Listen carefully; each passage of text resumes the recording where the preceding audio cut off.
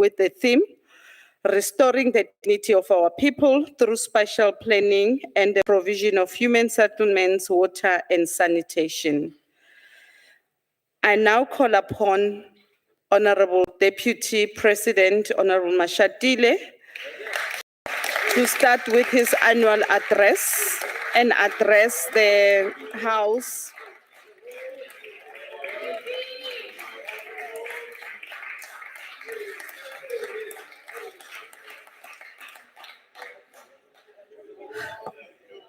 Over to you, Honorable Deputy President.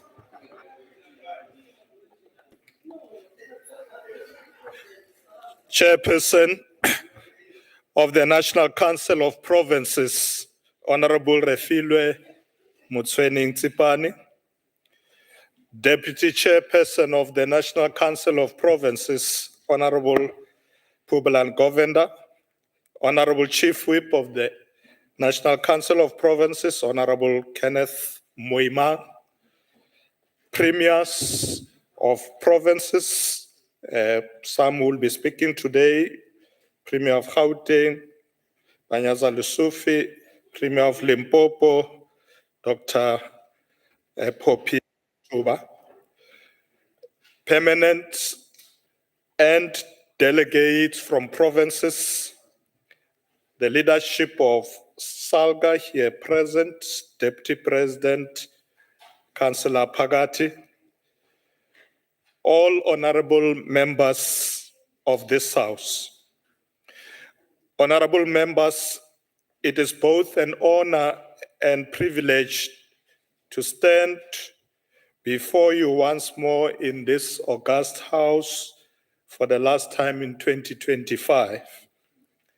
As we approach the end of the year, it is clear that it was a highly productive and transformative period for both the executive and Parliament, the legislative arm of the state.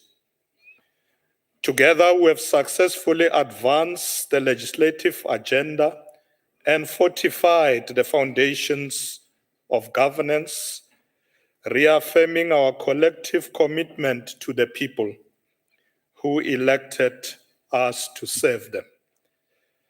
As the executive arm of the state, we have achieved significant milestones in our task of promoting trade and investments.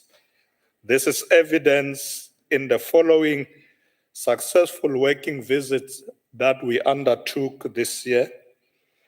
South Africa-France Investment Conference in Paris in May of this year. Participation in the St. Petersburg International Economic Forum's plenary session during a working visit to the Russian Federation in June of this year. South Africa-China Trade and Investment Package for 2025 to 2029 during our working visit to China in July of this year. And lastly, the inaugural South Africa-Turkey BNC in October of this year. Honorable members, these visits focused on enhancing the economic and trade relations between South Africa and the international community. Through strategic engagement, partnerships have. South Africa has also established itself as a strong advocate for multilateralism and as a key proponent for a global agenda that addresses the needs of the global South and existing geopolitical challenges. South Africa hosted the G20 Leaders Summit in November this year and was the first country in the African continent to hold the G20 presidency. And this since its inception. Throughout our presidency under the theme Solidarity, Equality and Sustainability, we elevated the discussion on multilateralism by basing it on the importance of inclusion and equity in global discourse. This event marked a significant achievement for both South Africa and the continent, showcasing Africa's readiness to engage in global discussions and inclusive growth, sustainable development, and equitable partnerships. As part of the G20 engagement, Parliament held the 11th P20 Speakers Summit. The P20's recommendations aligned with South Africa's G20 presidency priorities. For instance, the G20 Leaders Declaration emphasized support for low and middle income vulnerabilities, endorsed the G20 Declaration on Debt Sustainability, and reiterated the commitment to enhancing the G20 Common Framework for Debt Treatments. The declaration also emphasized the necessity for enhanced disaster resilience and response, notably urging universal early warning systems, which is a key deliverable for the South African presidency. G20 leaders committed to tripling global renewable energy capacity and increasing climate finance to developing nations. Moreover, the declaration addressed gender equality, inclusive growth, and youth involvement in governance, echoing the P20's emphasis on transparency and empowerment. In summary, the P20 declaration prioritized the concerns of parliamentarians from the Global South, including debt reform and disaster resilience, and ensured their integration into the G20's leaders' discussion and final declaration, notwithstanding limitations to consensus constraints on specific reforms. Honorable members, here at home, 2025 saw the beginning of the national dialogue process, whereby the first national convention was convened in August 2025, reaffirming our commitment to inclusive governance and social cohesion. This historic event brought together government, civil society, and communities to address the important topics such as social unity and economic transformation. Honorable Chairperson, another defining milestone that tested and ultimately strengthened our unity as representatives of the people was the successful adoption of the 2025 national budget under the Government of National Unity. This achievement exemplified our determination to prioritize the nation, advancing crucial legislation aimed at fostering inclusive economic growth, creating jobs, and alleviating poverty and cost of living. It underscored the effectiveness of collective efforts in addressing significant challenges and enacting meaningful change for all Africans. However, Honorable Chairperson, it is far too early to sound the drums of victory.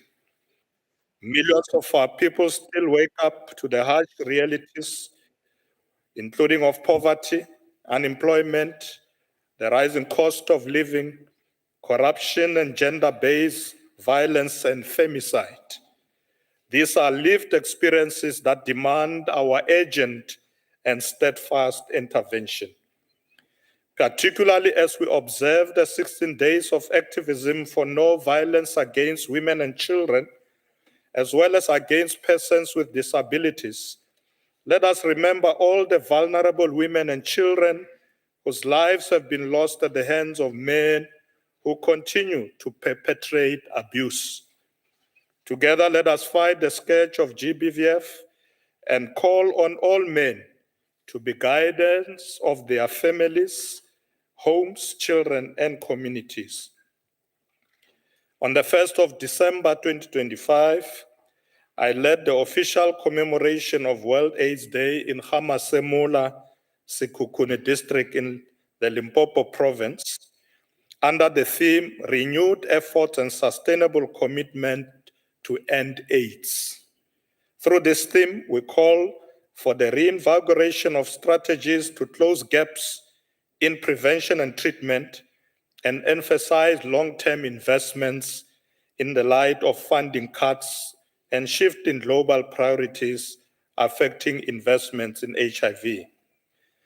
Honorable Chairperson, let me acknowledge the unique role of the NCOP as a voice of provinces and local government. This year's annual address theme is Restoring the Dignity of Our People through Spatial Planning, Provision and Human Settlement, Water and Sanitation. This is not merely about infrastructure. It is about honoring the fundamental human rights to safe, secure, and healthy living environments, a right enshrined in our Constitution and anticipated in the Freedom Charter's call for houses, security, and comfort. We must address the current realities of rapid urbanization, climate change shocks, infrastructure decay, and spatial injustice that continue to deny dignity to millions of South Africans, particularly those living in townships and rural areas. The legacy of apartheid continues its horrible stranglehold on the majority of South African population. Many of the people still live in the sprawling, fragmented cities and towns. This is why we are responding to apartheid spatial planning through the introduction of the Spatial Planning and Land Use Management Act, SPLUMA, among other measures, which requires rigorous applications to foster inclusive growth. However, its implementation remains a challenge. In this regard, we are shifting investments to create well-located service sites near economic opportunities, reducing travel costs and time for citizens. We are also working with provinces and municipalities to fast-track the release of strategically located public land for mixed-income human settlements. We are continuously addressing the housing crisis due to the persistent housing backlog exacerbated by blocked or incomplete projects and the rapid growth of informal settlements. In this regard, Deputy Minister of Human Settlement, Honorable Mambe Hlala, together with Western Cape MEC for Infrastructure, Honorable Simas, handed over the Serfontein housing projects on the 5th of September this year in the Garden Route district of the Western Cape. Upon completion, this project will deliver approximately 15,000 homes to qualifying beneficiaries. We are actively implementing the new white paper on human settlements, which prioritizes in situ upgrades for informal settlements. This approach minimizes displacement and maintains community social cohesion, providing dignity where people live. Honorable Chairperson, equitable access to water and sanitation must be recognized as a human right too. Water is life, and the failure of our municipal water and sanitation systems poses the most immediate threat to human health and dignity. As a result, we are committed to securing water and sanitation for everyone.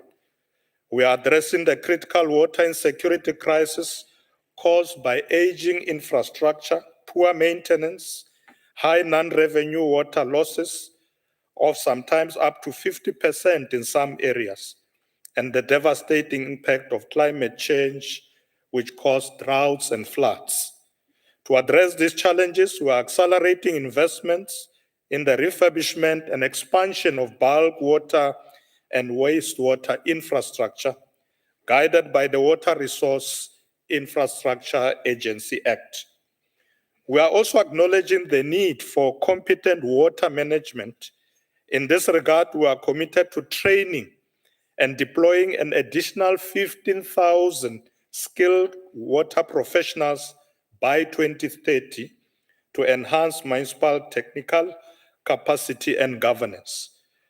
Additionally, the Minister of Water and Sanitation, Honorable Majordina, has recently introduced the Water Services Amendment Bill to strengthen the regulation and management of water services in South Africa. This bill proposes reforms to improve accountability, enforce competency, and address issues like non-separation of water services authority and provider functions by municipalities. Honorable Chairperson, we are strengthening local government through cooperative governance. Municipalities are the closest sphere of government to the people, and when municipal governance fails, dignity erodes. As a steward of provinces, the NCOP is central to strengthening the local government sphere. In this regard, we are empowering municipalities and improving service delivery. Many municipalities face acute governance instability, financial distress, and capacity deficits, leading to service delivery failures. To address these challenges, government continues to implement targeted support and intervention mechanisms for distressed municipalities. Through the district development model, we are strengthening the whole of government approach in resolving service delivery challenges. The DDM remains the core operational platform to streamline planning and resource allocation across all three spheres of government, ensuring national resources address local needs effectively. Honorable members will remember that it was in this House in August last year when we first announced the Clean Cities and Towns campaign during the National Council of Provinces 3-year planning session. Consequently, it was reaffirmed in February 2025 at the SALGA National Executive Committee Lekgotla, where it was positioned as a national initiative to revitalize cities and towns and improve service delivery. In this regard, on the 6th of June this year, together with SALGA, we launched the campaign in Kliptown in the city of Johannesburg. The campaign involved phases of planning, mass mobilization for cleanups, and long-term sustainable change. This campaign will form part of our broader service delivery by the government within the context of the district development model. Honorable Chairperson, we are also investing in strengthening public-private partnerships. We are actively encouraging and enabling the use of triple Ps, particularly in water and electricity infrastructure, to bring in private sector efficiency and capital. We believe that such investment will ease the financial strain on the fiscus and improve service reliability. At the heart of our work is strengthening accountability. Through the Local Government Week, we know that the NCOP conducts oversight by scrutinizing service delivery initiatives, finances, and performance of municipalities and holding municipalities. Honorable Chairperson, the responsibility of restoring dignity lies not just with the executive, but with every sphere of government, every delegate in this House, and every community member. It requires an ethic of service, zero tolerance to corruption, and a shared commitment to the ideals of our constitutions. Collectively, we must commit to building a South Africa where every citizen can live where they choose in a secure and healthy environment that restores the dignity of our people. I'm confident that as we strengthen efficiency at the coalface and accountability through platforms like the NCOP, a future where dignity is restored through improved housing, water, and sanitation is possible. Honorable Chairperson, I would like to conclude by wishing all the members of the House a happy and safe festive season. After this session, let us go home rest, recharge, and meet again in good health in 2026. I thank you. Okay, thank you.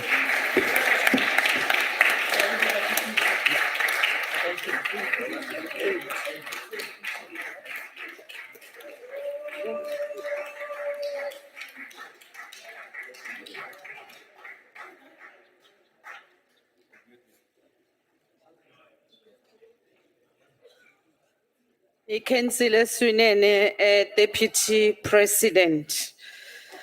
We are now proceeding to our next speaker on the debate. The next speaker is Honorable Khatebe.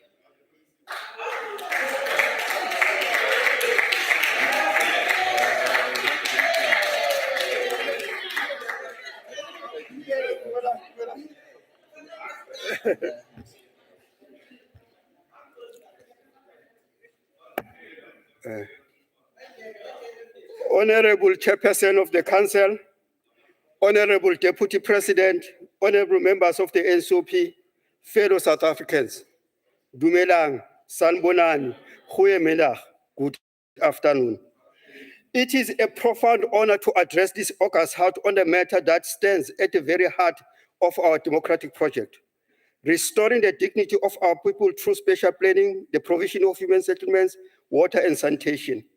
Today, as members of the ANC and custodians of our constitutional democracy, we reflect not only how far we have come, but also the urgent tasks that lie ahead before us as we continue to build a South Africa that belongs to all who live in it, black and white. Honorable Chairperson, 70 years ago, in 1955, the people of South Africa gathered in Kliptown to declare a vision for a free, just, and equitable society. The Freedom Charter was not merely a political document. It was a moral covenant that affirmed that the people shall govern, there shall be houses, security, and comfort, and that all shall enjoy equal human rights. The ANC adopted the Freedom Charter as the North Star of the liberation movement. And today it continues to guide the policy direction of our democratic state. The values of the Freedom Charter found expression in the 1996 Constitution, which boldly proclaims that our commitment to human dignity, equality, and the advancement of human rights and freedom. For the ANC, these values are not constitutional clauses. They are a constant reminder of the responsibility entrusted to us by the people to advance transformation, eradicate inequality, ensure that every South African, regardless of race, gender, or social location, can live in dignity. This is why, as we debate water, sanitation, and human settlements and local government, we must continually remind ourselves that the service delivery is not a technical exercise. It is a moral obligation. It is about restoring dignity. It is about giving effect to the Freedom Charter. It is about building a South Africa that heals the inequalities created by colonialism and apartheid and provide every citizen with a fair chance to thrive. As we approach 32 years of democracy, it is essential and indeed necessary that we reflect on the journey we have taken in transforming the living conditions of our people. In 1994, the majority of Black South Africans had no access to safe water. Water infrastructure had been systematically designed to exclude and disempower. Since then, the democratic administrations led by the ANC have made unprecedented strides. Millions of households now have access to pipe water. Rural water schemes have been expanded, and new dams, reservoirs, and water treatment plants have been built. Programs such as the War on Leaks and the National Water and Sanitation Master Plan have strengthened water conservation and infrastructure management. While we acknowledge the persistent challenges, including aging infrastructure, climate change pressures, municipal capacity constraints, and rising demand, we must recognize the enormous strides we have made in restoring the dignity through the access to safe water. In housing and human settlements, the ANC government has delivered one of the most extensive pro-poor housing programs in the world. Over 4.7 million housing opportunities of various forms have been provided since 1994. This includes subsidized housing for low-income families, service stands, social housing, upgraded informal settlement, public renting housing, and the strengthening of integrated mixed-use communities. These efforts have given millions of families a sense of security, dignity, and ownership. They have transformed apartheid dormitory townships and created new communities where economic opportunity and social services are more accessible. Yet, as we acknowledge this progress, we must confront the remaining challenges: spatial inequality, informal settlement growth, land availability constraints, and the slow pace of issuing title deeds. These issues remind us that transformation is a continuous journey, not an event. Honorable Chairperson, during the recent local government week, this House engaged robustly with municipalities, provincial governments, SALCA, traditional leaders, and key national departments. The insight gained revealed that while progress has been made, the lived realities of many communities reflect persistent disparities in service delivery. Local government week reinforced several key truths. The first one: access to water, sanitation, housing, and basic services remains uneven. Communities in rural and historical disadvantaged areas still bear the brunt of historical neglect. Secondly, that functional municipalities are essential for the realization of social and economic rights. Where municipalities are stable, well managed, and adequately supported, communities thrive.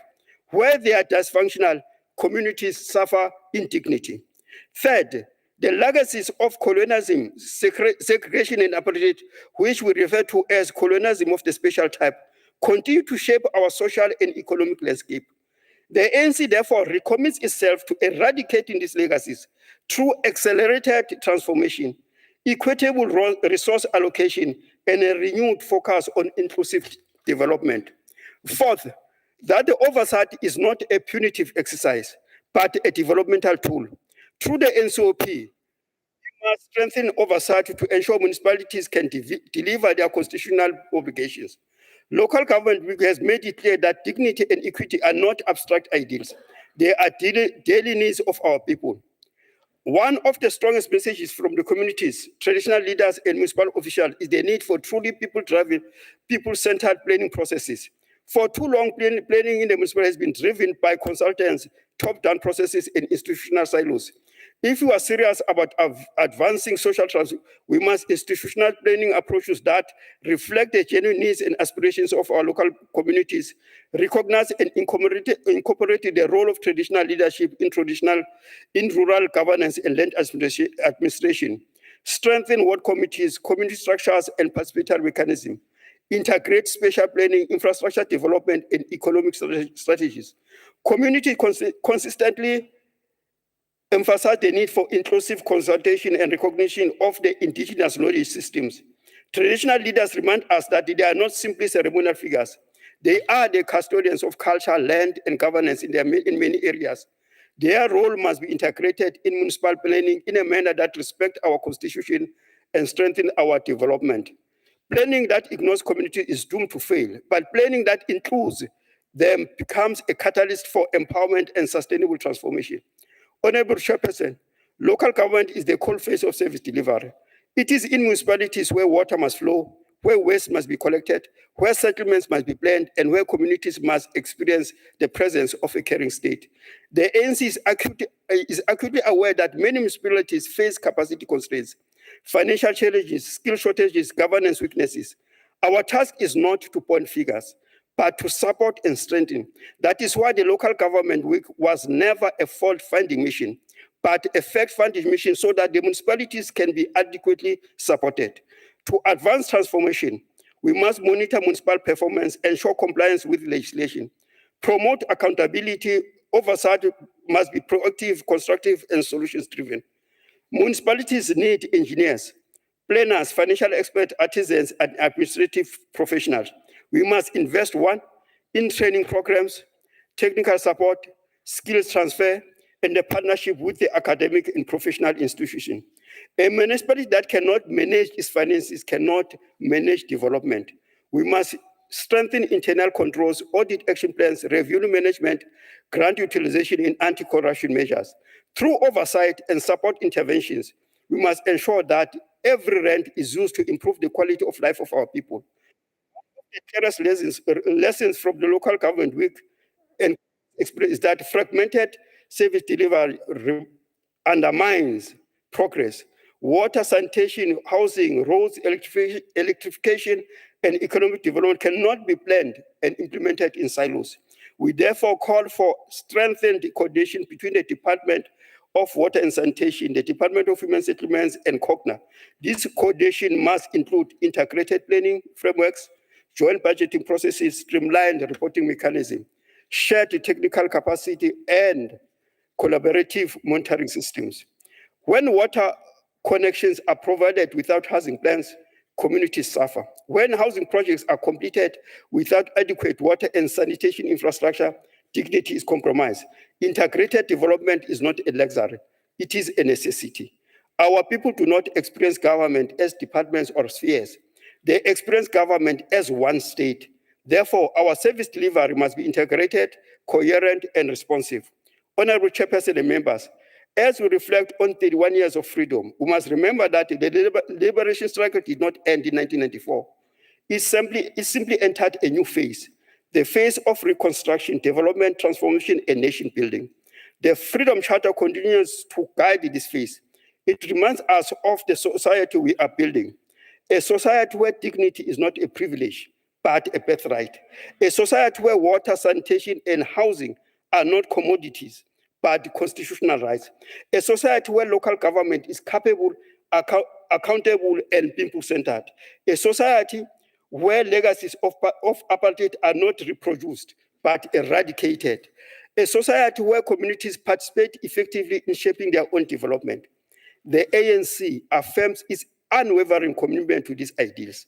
We recommit ourselves to advancing social transformation, strengthening local government, ensuring equitable access to essential services. The work ahead is immense, but so is our resolve. It is also immense.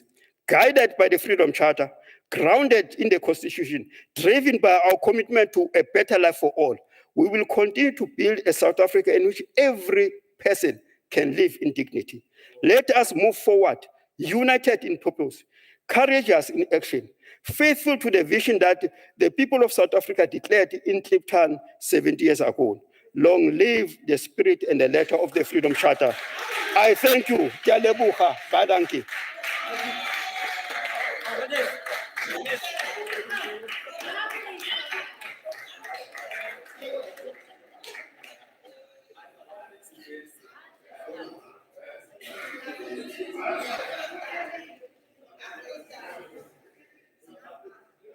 Order, honorable delegates.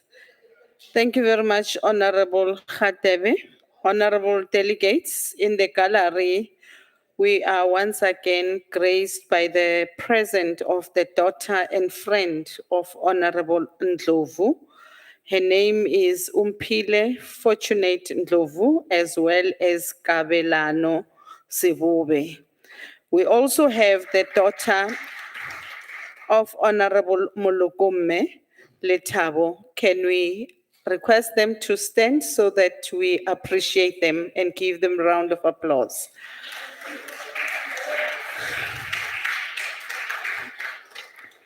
Thank you very much.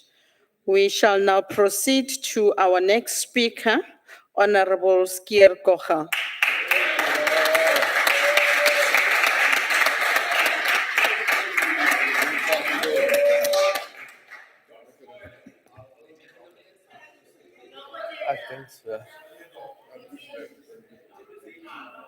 Honorable Chairperson, Honorable Deputy President, Honorable members, and fellow South Africans. Chairperson, our Constitution's preamble read as follows. We, the people of South Africa, recognize the injustices of our past, honor those who suffered for justice and freedom in our land, respect those who have worked and built and developed our country, and believe that South Africa belongs to all who live in it, united in our diversity. Chairperson, let's look at the second line. Recognize the injustices of our past and acknowledge where we have come from. We cannot, as honest and open South Africans, ignore that our past is rooted in pain, rooted in division, and that division was manifested in the likes of spatial planning set out to separate provision of human settlements, access to water and sanitation that focus on securing just a few. Chairperson, in writing this address, I found myself asking the question, who am I in this South Africa? I say, Ek is 'n Afrikaner en slegs in Mzansi wat ons Afrikaans praat. Translated, I am an Afrikaner and only in Mzansi we speak Afrikaans. Afrikaner in English, for me it means I'm African. Want Suid-Afrika is die enigste plek wat ek huis noem. I say I'm South African, but what does it mean to me? Today's debate topic touches the heart of our history. We as South Africans share in the collective responsibility towards our people. Ubuntu teaches us that our humanity is bound in the humanity of others, that we are people through other people. When those around us lack access to clean water, we must feel that it is our brothers and our sisters who lack access to clean water. When those around live us without proper sanitation, when we are confined to spaces that deny our dignity, we are all diminished. In order for us to move forward, we must remember where South Africa came from. Unfortunately, we must remember the pain of divisiveness through infrastructure policies and plans that disempowered millions of South Africans. When we look at creating an inclusive human settlement policy, it cannot be separated from the immediate and a related context, in particular of urban form of densification and economic opportunities. I believe in a future in which we have overcome the spatial legacy of apartheid, where we live closer to work opportunities, where South Africans regard their property as fruits of their own labor rather than a gift from the state, when amenities such as schools and clinics are readily accessible, and where communities are characterized by a mix of income and housing types. The planned densification of urban areas should be an aspect of all human settlement developments, and public transport must be orientated towards servicing these areas. Chairperson, I wanted us to be reminded that when we stand here, it is not a place to divide us, but to unite us. South Africa is counting on us. The housing backlog excess is 2.3 million units. About 13.6 million people live in inadequate dwellings, and our informal settlements are home to more than 2 million households. Only 46% of toilets are inside homes, and nearly 1/5 of households must share a sanitation facility. People still fetch water from rivers and stand in long queues. 1/3 of households rely on subsidized housing. These conditions strip people of their dignity. To restore dignity, we must go back to basics. 1, build an ethical and capable state. We cannot talk about housing when municipal pipes leak and treatment plants fail. 2, unlock the housing pipeline and issue title deeds. Each deed provides security and an asset. 3rd, bring opportunities to people, not people to opportunities. Building more houses on the periphery will not undo the dormitory township model. Through better spatial planning and less red tape, we should encourage investors to create mixed-use neighborhoods and service centers in marginalized areas. Public-private are essential. 4th, invest in basic services. When nearly 1/5 of our household share toilets, dignity is compromised. Municipalities must ring-fence funds to maintain water and sanitation infrastructure. Deputy President, you admitted yourself in this House that public-private partnerships are the key to unlocking development. Government cannot do it alone. To ensure that development is sustainable and delivers what it is intended to do, We need strong and stringent consequent management for underperformance and corruption to ensure that delivery is guaranteed. This will be aided when government enables legislation, reduces red tape, and promote development. Imagine a future where all South African children open a tap, drink clean water, a grandma flushes her own toilet, a young entrepreneur works from a nearby hub. That is my dream, our dream. It's a dream of South Africa where dignity is not built on a slogan, but a lived reality. Kwame Nkrumah, the first president of Ghana, said, "We neither face east nor west.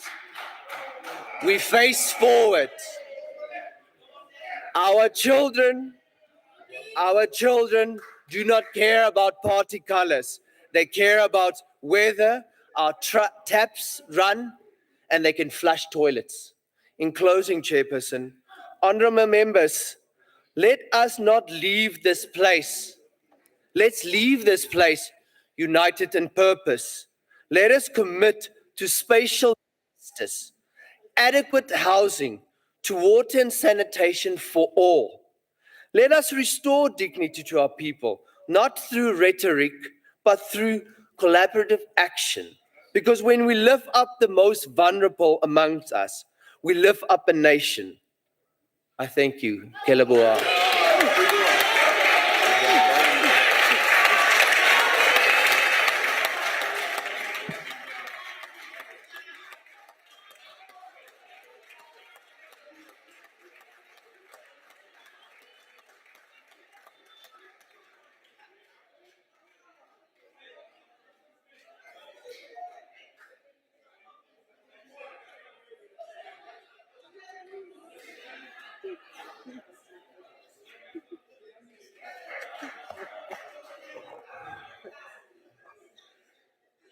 Can we give the doctor a round of applause?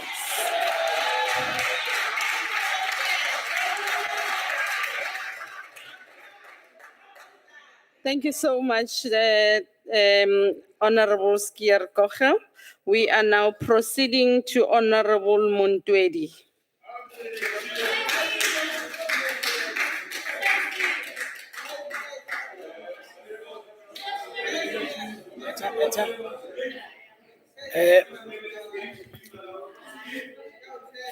Thank you very much, House Chairperson, for the opportunity to make contribution on behalf of my organization, the Economic Freedom Fighters, in this year's Deputy President Annual Debate in the Council. Allow me to first start with congratulating the EFF on a successful march held on the 28th of November this year to demand the release of the Phala judgment. Thousands of fighters and ground forces led by the President and Commander-in-Chief came out peacefully to express their discontent with the Constitutional Court within the means permitted by our Constitution.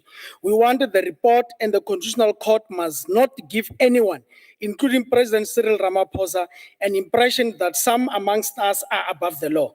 House Chairperson, ke mosimane wa mo training ko hatseng ja batlhaping la ga Kgosi Mankuruane. Mme ke rutile gore letlhako le le shwalagelwa mo go le legologolo. While the Deputy President may have failed and has not seen a need to give his proper context before I respond to the theme of this year's debate, allow me once more to start here. There is nothing productive, Deputy President, about this year. There is nothing productive about all your working visits. The living conditions of our people are deteriorating every year. Unemployment is sitting at 42.4%. More than 8 million people are unemployed, and another 3.4 million are discouraged, hopeless, and has lost faith of ever finding a job. All these people are available, willing and able to work today, not tomorrow, today, but they are economically excluded. They are unable to feed their families, look after themselves, and have to depend or rely on handouts. Just last week, Stats SA released the third quarter GDP figure, and once more, the economy grew by less than 1%. This remains in the last 3 quarters. The economy grew by less than 1%. The growth was 0.1, 0.9, and now 0.5 in the last quarter. We start here As the theme of this year's debate suggests, restoring the dignity of our people through spatial planning, provision of human settlements, water and sanitation, because we want to demonstrate there is no seriousness or willingness about what government is doing.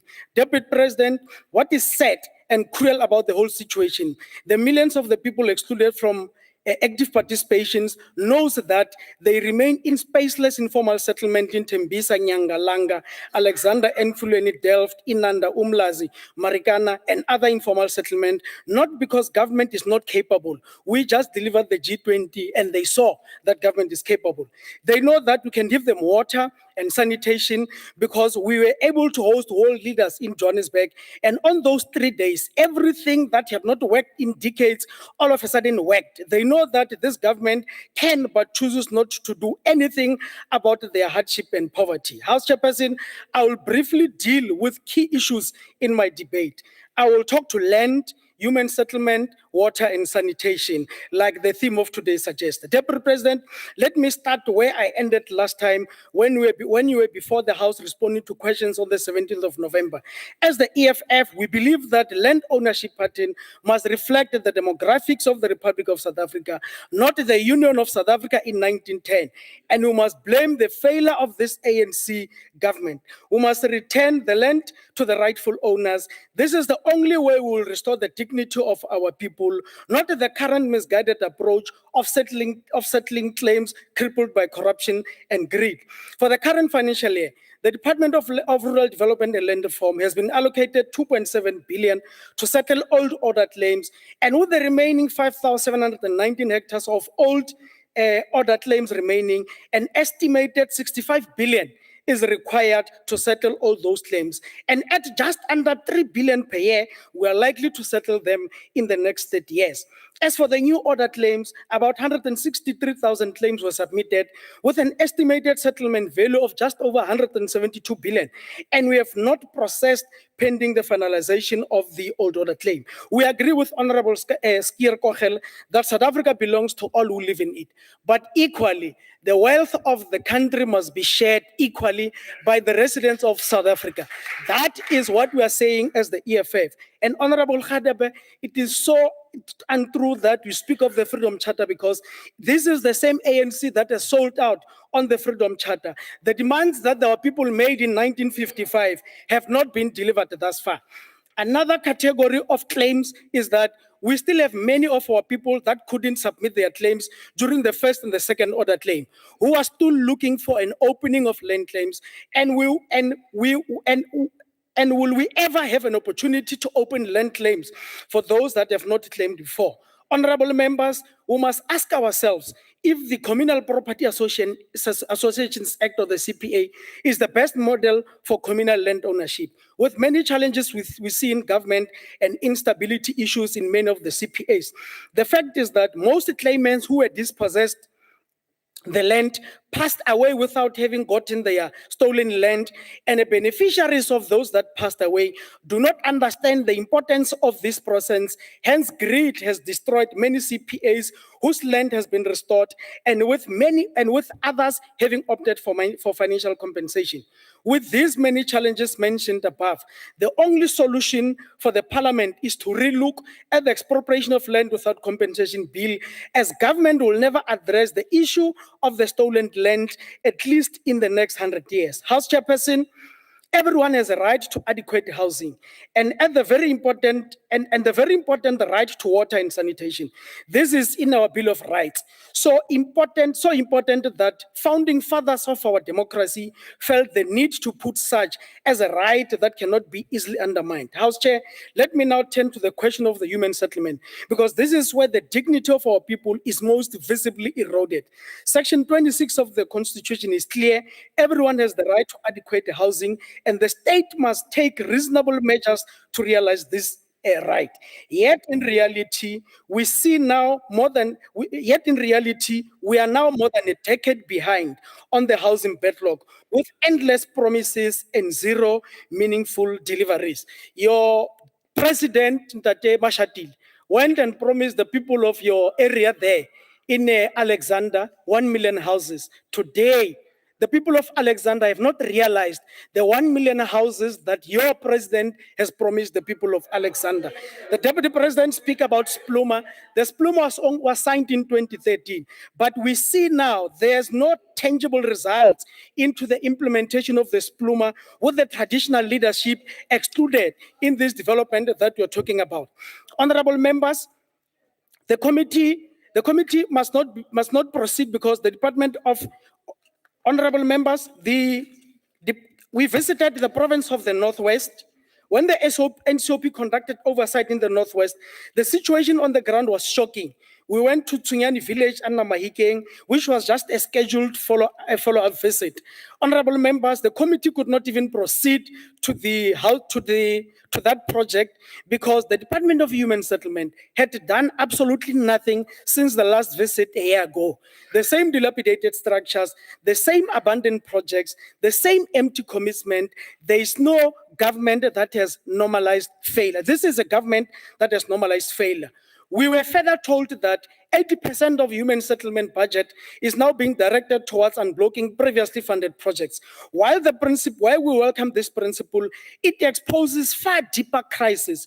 Projects that should have been completed long ago are now swallowing new budgets with no accountability. There's no project management, no consequence management, and no assurance that the same projects will not collapse again. House Chair, in the Western Cape, we witnessed a similar pattern, the so-called district development model that the Deputy President told us about here. It is collapsing. House Chair, the Western Cape, we witnessed a similar challenge. National and provincial and local government structures are operating in silos, and the results are plain to see. In communities across the province, housing developments have stalled or collapsed entirely. Millions of rents are now spent on private security because extortionists have taken over construction sites. If the state took this district development model, it would have deployed soldiers to stabilize these areas instead of watching projects collapse while money flows out unchecked. Turning now on to water and sanitation. The Bill of Rights guarantees access to clean water, yet the Human Rights Commission continues to find government failing year after year. Communities in areas such as Pudumon townships in Taung, Upper and Lower Majakoro, Mukasa 2 village and Mukasa 1, Lokhabeng, go for months without water. Pampiristat in the Northern Cape have lived with this water crisis for years. Sewerage flows freely in the streets of Hood in Vryburg, Stilfontein, Kuma, Jobetin, in Tlhabane, in Mahikeng and Matosana, exposing communities to diseases and indignity. House Chair, the local government is collapsing. And without confronting corruption and mismanagement in municipalities, restoring the dignity of our people will remain an empty slogan. House Chair, all these failures point to one reality. Local government is collapsing, and it is collapsing in full view of national and provincial government. These service delivery failures are not accidental. They are a direct outcome of municipalities that are underfunded, poorly managed, captured in corruption by these ANC politicians. Municipalities such as those in Dr. Ruth Mompati, in Mahikeng, in Rustenburg, in JB Marks, in Lekwateman and Kagisano Molopo are expected to deliver water, sanitation, and housing, yet they operate without engineers, without project managers, and in the same cases, without basic financial control. The national government cannot continue pretending that municipalities will somehow self-correct when all evidence shows that they are decaying faster each year. What is wise, Deputy President, is that the department responsible for human settlement and water do not intervene early. They wait until communities are protesting, until people are drinking unsafe water, and until projects have collapsed before they appear with empty apologies. But then millions have already been wasted and no one is held accountable. Now, the Deputy President mentioned in his address that they are approaching the Triple P, where this Triple P, there's nothing genuine about it. It's a process of privatizing our national assets under the guise of the Triple P, because this ANC government had an opportunity to deliver these services. They have failed. Now they are resorting because there's no capacity in the ANC government to render basic services to our people. They are now coming under the guise of auctioning our state-owned entities under the guise of Triple P. Now, finally, House Chairperson, if we are serious about the restoring the dignity, we must confront corruption that has hollowed out local government without engineers, without proper planning, without financial discipline, and without consequence management. No amount of budgeting will fix this crisis. If corruption and mismanagement in municipality persist, then restoring the dignity of our people becomes a slogan that the Deputy President will each and every year come to sing in this house, not a program of government that will see the realization of the delivery of services to our people. Ka makalo modulasetulo, on behalf of the EFF, ke lebogile thata. Thank you.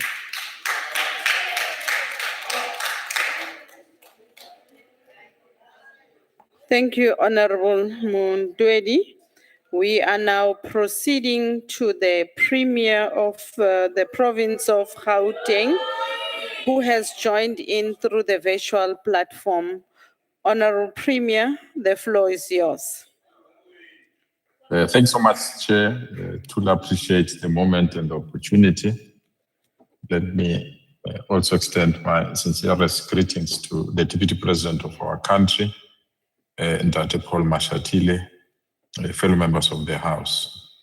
Madam Speaker, restoring the dignity of our people through spatial planning and provision of human settlement is a key task with which the Gauteng provincial government is seized with. And we're extending this to ensure that the constitutional mandate that is granted to us to bring order and sanity to our people is executed as soon as possible. We work through the Department of Human Settlement and the strategic key flagship programs that have unpacked for the 2025-2026 financial year. High on the agenda is the land acquisition and rapid land release program that is meant to ensure that those that can afford to build houses on their own, the Gauteng provincial government can only provide land, filled or serviced with water, sewer, and electricity, so that we don't confine our people to one-dimensional approach of RTP houses. This, we really believe, will bring a meaningful change to those that can qualify for bonds and also can qualify for RTP houses. It's a huge investment in land that we've identified that is either owned by local government or provincial government or national government that we've earmarked for this purpose. The second major area of intervention is what we call beneficiary management, to ensure that those that must benefit out of this process, they are the right and appropriate people. We've converted that we will need to take biometric fingerprint recognition processes to allocate and manage beneficiary management or release of housing. This to us is crucial because the right house must go to the right beneficiary at the right time and the right moment. Our people have been clear that they are tired that those that qualify are sidelined and those don't qualify maneuver and manipulate the process. So this beneficiary management system will be in a position to assist us so that we eliminate fraud and unintended beneficiaries who don't qualify to benefit out of this good gesture of our government. The third area is our financial interventions to ensure that we allocate resources and we manage these resources and projects are concluded within the timelines and there are no overruns or people requesting diversions on the basis that they could not conclude the task. We've put strict mechanisms and systems to manage budget. We've also put proper system to ensure that the payments are not delayed so that service providers don't run out of cash purely because government can't afford to pay service providers. The next area is hostel development program.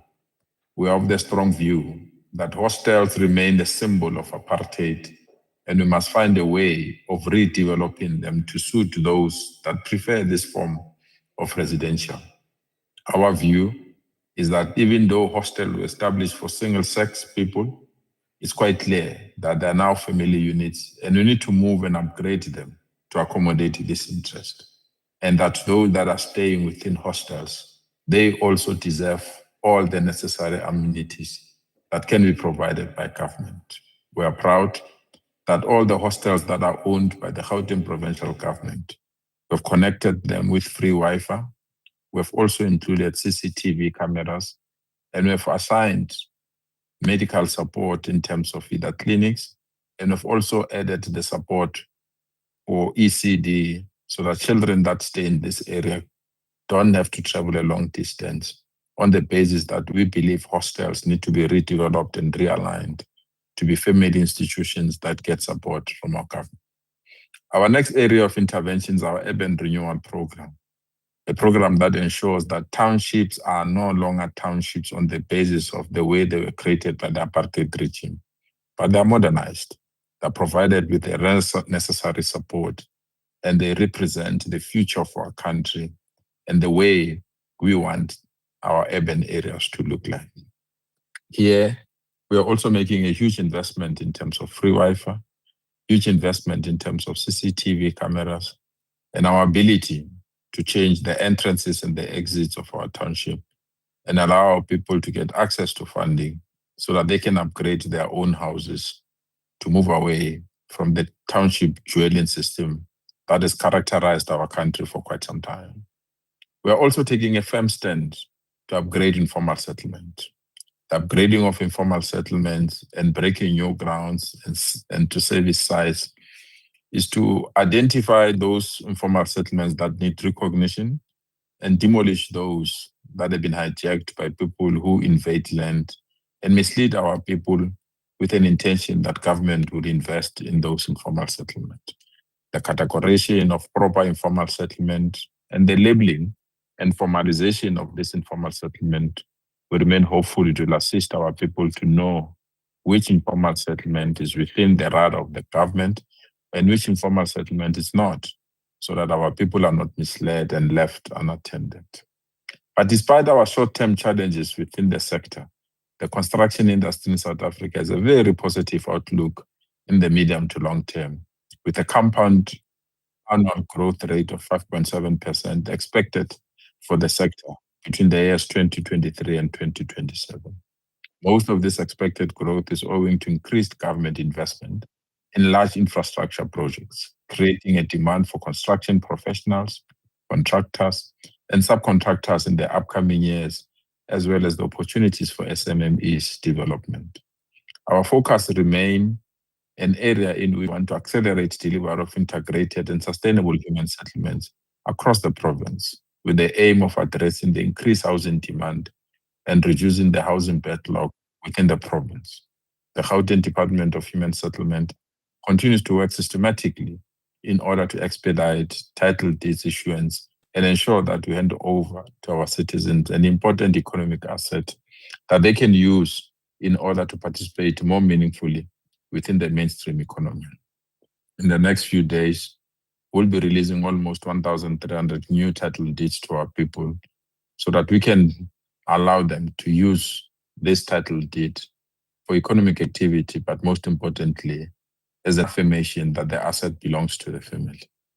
And in order to improve housing delivery, the department is focusing on providing fully serviced stands to qualifying beneficiaries who are necessarily waiting on government, but who need immediate access to land so that they can build for themselves. This rapid land release program has been elevated by the Gauteng provincial government, funded, and we believe that it will assist us to drastically reduce the waiting list. The department has already done the preliminary work to enable its rollout of areas that need improvement and areas that will ensure that our communities don't look the same as they were during the apartheid era. We are committed to develop human settlements of the future. We are committed to be innovative so that our human settlement can speak to issues of artificial intelligence, that our human settlement can speak to connectivity, that our human settlements can be relevant to matters of transport, entertainment areas, but most importantly, align with the cultural belief and religious belief of our people. It's within this context that consultation and engagement of various sectors of our society becomes crucial, so that we don't think as government we have all the answers and the ideas, but we must also incorporate those that have new ideas. With the population of our province having almost doubled over the past decade, there is a need for more robust spatial planning, sharper program delivery, supported by an agile human settlement policy, as well as a stronger urban governance across all spheres of government. We commit ourselves to be part of this process, and we want to take this opportunity to thank the National Department of Human Settlement, our national government, and all those that are involved in this particular sector. We are convinced, Honorable Chair, that the province is dedicated to ensuring water security in the Gauteng City region and reducing water supply interruptions to communities by investing in bulk infrastructure needed to support the growing population and economy. This also goes with upgrading and refurbishment of sewer treatment works downstream, so that all sewer is treated to the required quality before disposing it to the rivers. Thank We you are very working much, jointly. Honorable Premier. Thank you very much. Your time has expired. We thank you for Thank your you so input. much. Thank you. Honorable Deputy President, honorable members, we now move on to the next presenter in this debate, and that is the Honorable Nzimande. Honorable Nzimande, you have 9 minutes.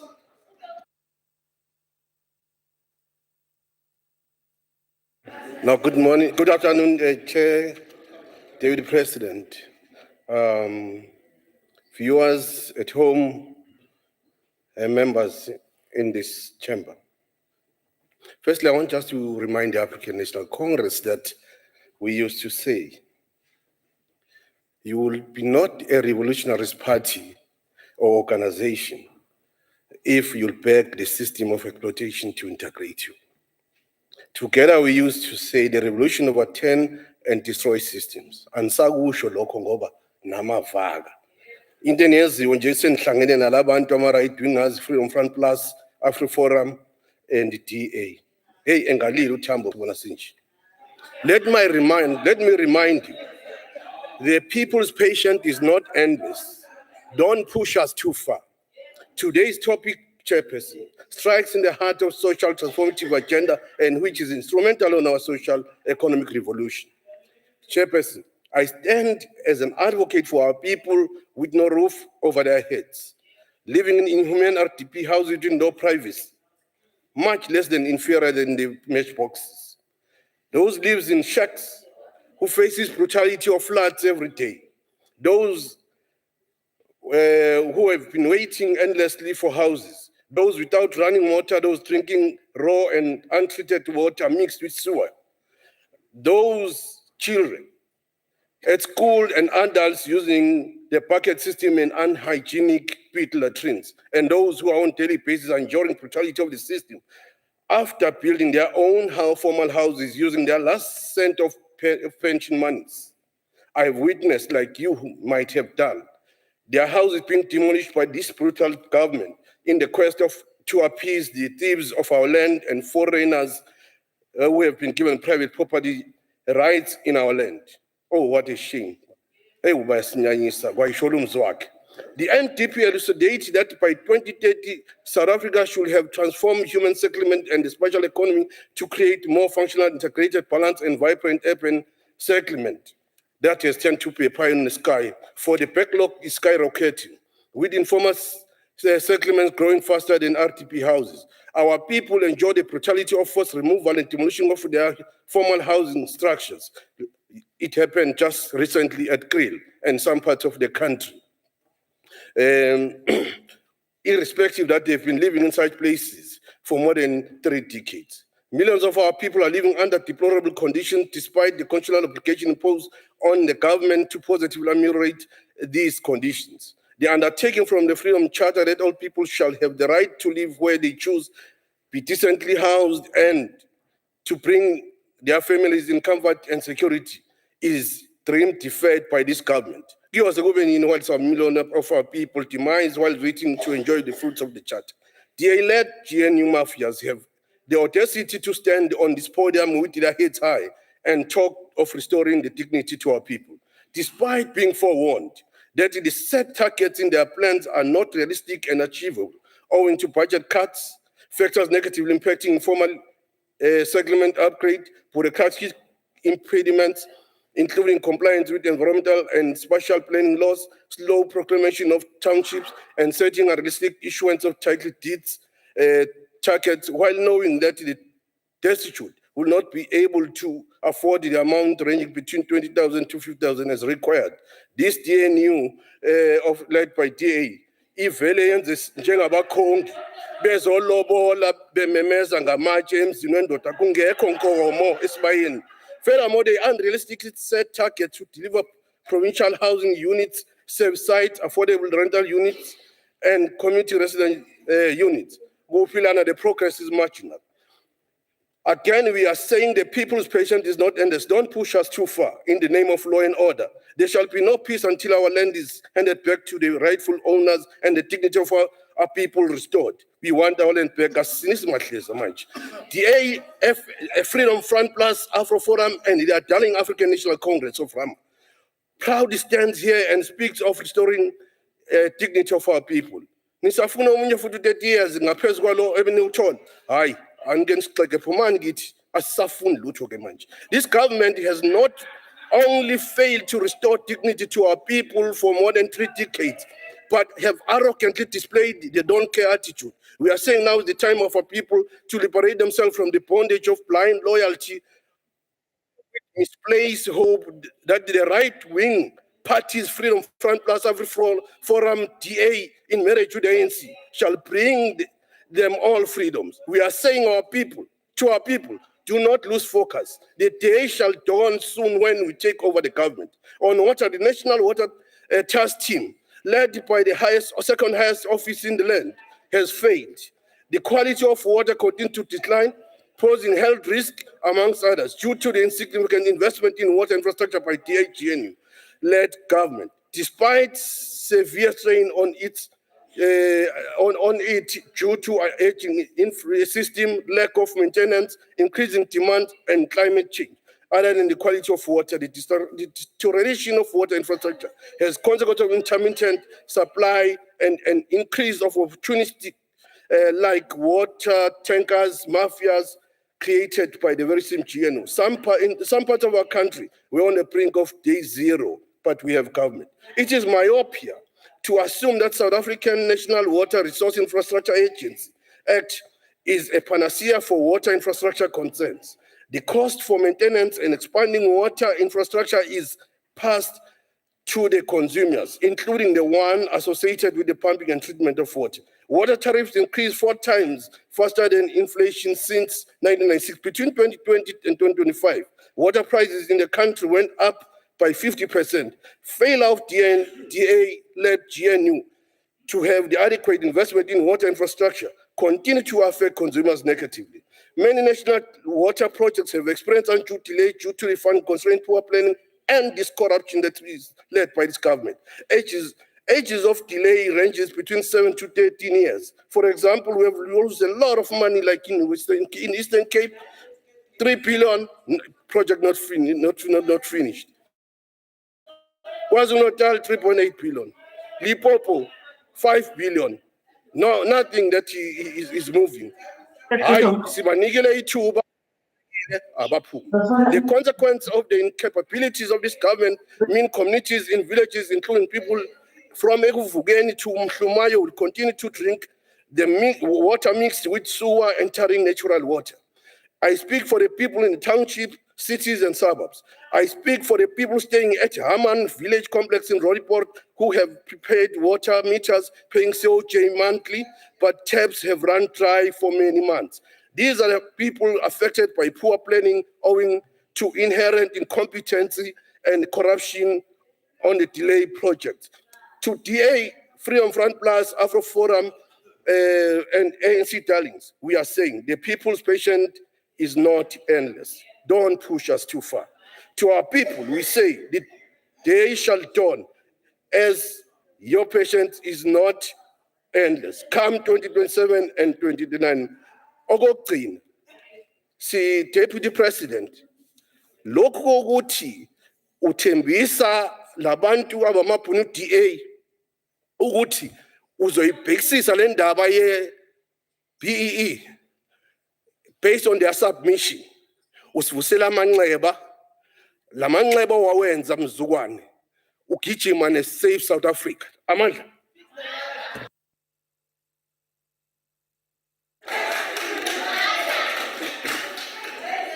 Thank you very much. Thank you very much, Honorable Nzimande. Order, honorable members. Honorable members, order. Can we now continue? We now move on to the next honorable member to participate, and that's the Honorable S.A. Duma, the MEC for Transport and Human Settlement from KwaZulu-Natal. Honorable Duma is on the virtual platform, and you have 10 minutes. Thank you so much, Honorable Chair, for according me this opportunity. Let me greet yourself, Deputy President, President Mashatile. Let me also greet the August House, including two premiers who are present, Premier Gauteng and Limpopo. In nature and by design, political demagogue in the 21st century, they will sound so sophisticated. It augurs well to listen to them as if they are progressive political. But when you zoom into deeper details, you'll then understand that there's nothing strategic coming from them. Actually, they are deeply embedded with the system. They are inherently participating at night in ensuring that they are destroying what is currently existing. The Deputy President indicated clearly what has been achieved at this point in time. It did not dramatize anything. His is also a fund of what Amilcar Cabral said on the issue. Tell no lies, claim no easy victories. The ANC is not claiming any easy victory at this point in time. And we are mindful of what transpired 75 years ago, 27 April 1950 to be precisely. A tiny minority celebrated the passing of the Group Areas Act, which is why today we must address such imbalances as we must talk candidly, almost as a collective in how are we going to address such imbalances. They rejoice the creation of homelands and the isolation of millions of people from basic amenities such as water and electricity. A tiny minority believed that South Africa was becoming prosperous country as a result of Group Areas Act. And we're here that after the new dispensation in 94, yes, we understand, as Madiba clearly indicated, that after climbing a hill, you then realize that at least there are some millions of kilometers that must still be defeated in front of you. We're here for that purpose, that yes, 30 years later, our people, they do have the shelter as a result of 1950, the 1955, the Kliptown. Yes, we understand that some of this infrastructure have been built. It is not yet enough, as the Deputy President was clearly indicating that what has been achieved is sustainable and succinctly giving us the assurance that a person who has not yet get a house understand that at least my neighbor have something, unlike in the past, where you knew clearly that if you were with more melanin, then you're not going to be taken serious. There is one Hendrik Verwoerd, a man who kept his blinkers of ignorance very firmly. And he said, and I quote, if mixed development is to be policy of the future of South Africa, it will lead to the most terrific clash of interest imaginable. Such a clash can only bring unhappiness and misery to both African and white. The only possible way out is that both adopt a developmental divorce from each other, and I close quote. It is how historical those who are mentally colonized, who are saying that at least it was better in Egypt, are still saying. It's unfortunately when ordinarily you think people are presenting a story and they design or they label themselves as they're in the left politics, they talk for left politics, yet they are inherently saying that the ANC is not capable, the ANC is not in charge, not realizing that it is the system that makes them think like that. It is only those who are mentally colonized who can just say because an African is involved in leading, then things are not going okay.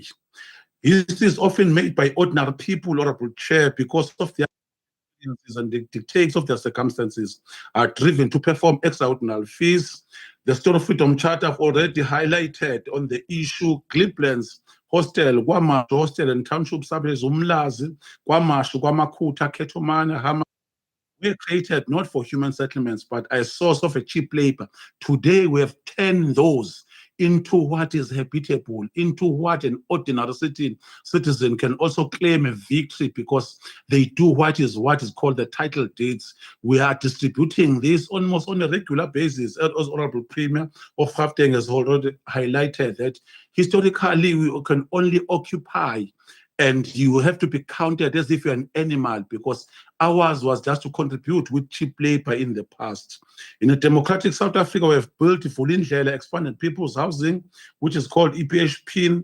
The success of this flagship legacy project was driven by the direct involvement of families in the building of their homes. The remains one of the biggest rural housing projects in the entire country, and we want to thank you, Deputy President.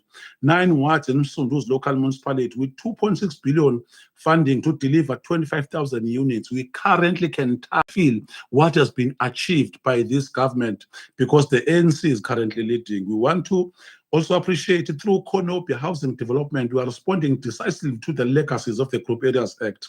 Located few kilometers from King Shaka International Airport, which is a new invent, this King Shaka Airport. Historical, we have what was called Louis Border during the black and white era. Today, we have what can embrace almost everyone in the South Africa in the province called KwaZulu-Natal. Honorable members, we wish to report the following progress in Konopia. 2,662 houses have been completed and title deeds handed over at the same time. We are building more than 1,200 units for the victims of devastating 2022 floods. 113 housing are being completed and will soon be handed over to the victims of 2022 floods. And that is going to be going on for years up until the backlog has been designed in such a manner that we have completed it. And we're clear and clinical in our approach. We don't claim easy victories. We don't talk broader politics, ideological, yet we destroy the infrastructure. Yet we are forming the darkness of the with the darkness forces at night. So we are not there. And we are not at some point in time collaborating with those who want to dismantle the country called Africa. However, as the custodian of the rollout of human settlements, as empowered by the Constitution, will not fold our arms as the dependent of human settlements when local and district municipalities fail to perform their responsibilities. We agree on that front that some are failing us dismal when it comes to strategic matters. We have moved in firmly and decisively in some municipalities. Our intervention is based on the fact that without sanitation, electricity, water, and access to roads, a house is not finished, Deputy President. So, Chair, we agree clearly with what has been presented.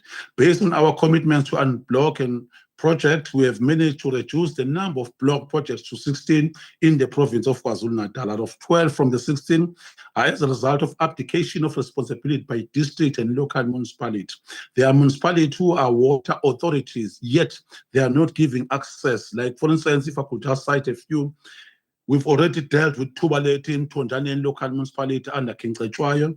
There is Mbulwane in Uthugela district, which is H section, Alfred Duma, and Shamoya and Nyangweni rural housing project, both in Koslangalbale local municipality under Uthugela. In this municipality, communities suffered a very long time with unfinished projects when the municipality failed to provide sanitation, electricity, and water. Honorable Chair, thousands of communities continue to contact us after benefiting from our integrated residential development project, which is RDP. Here we focus on delivering service site for people to build their houses.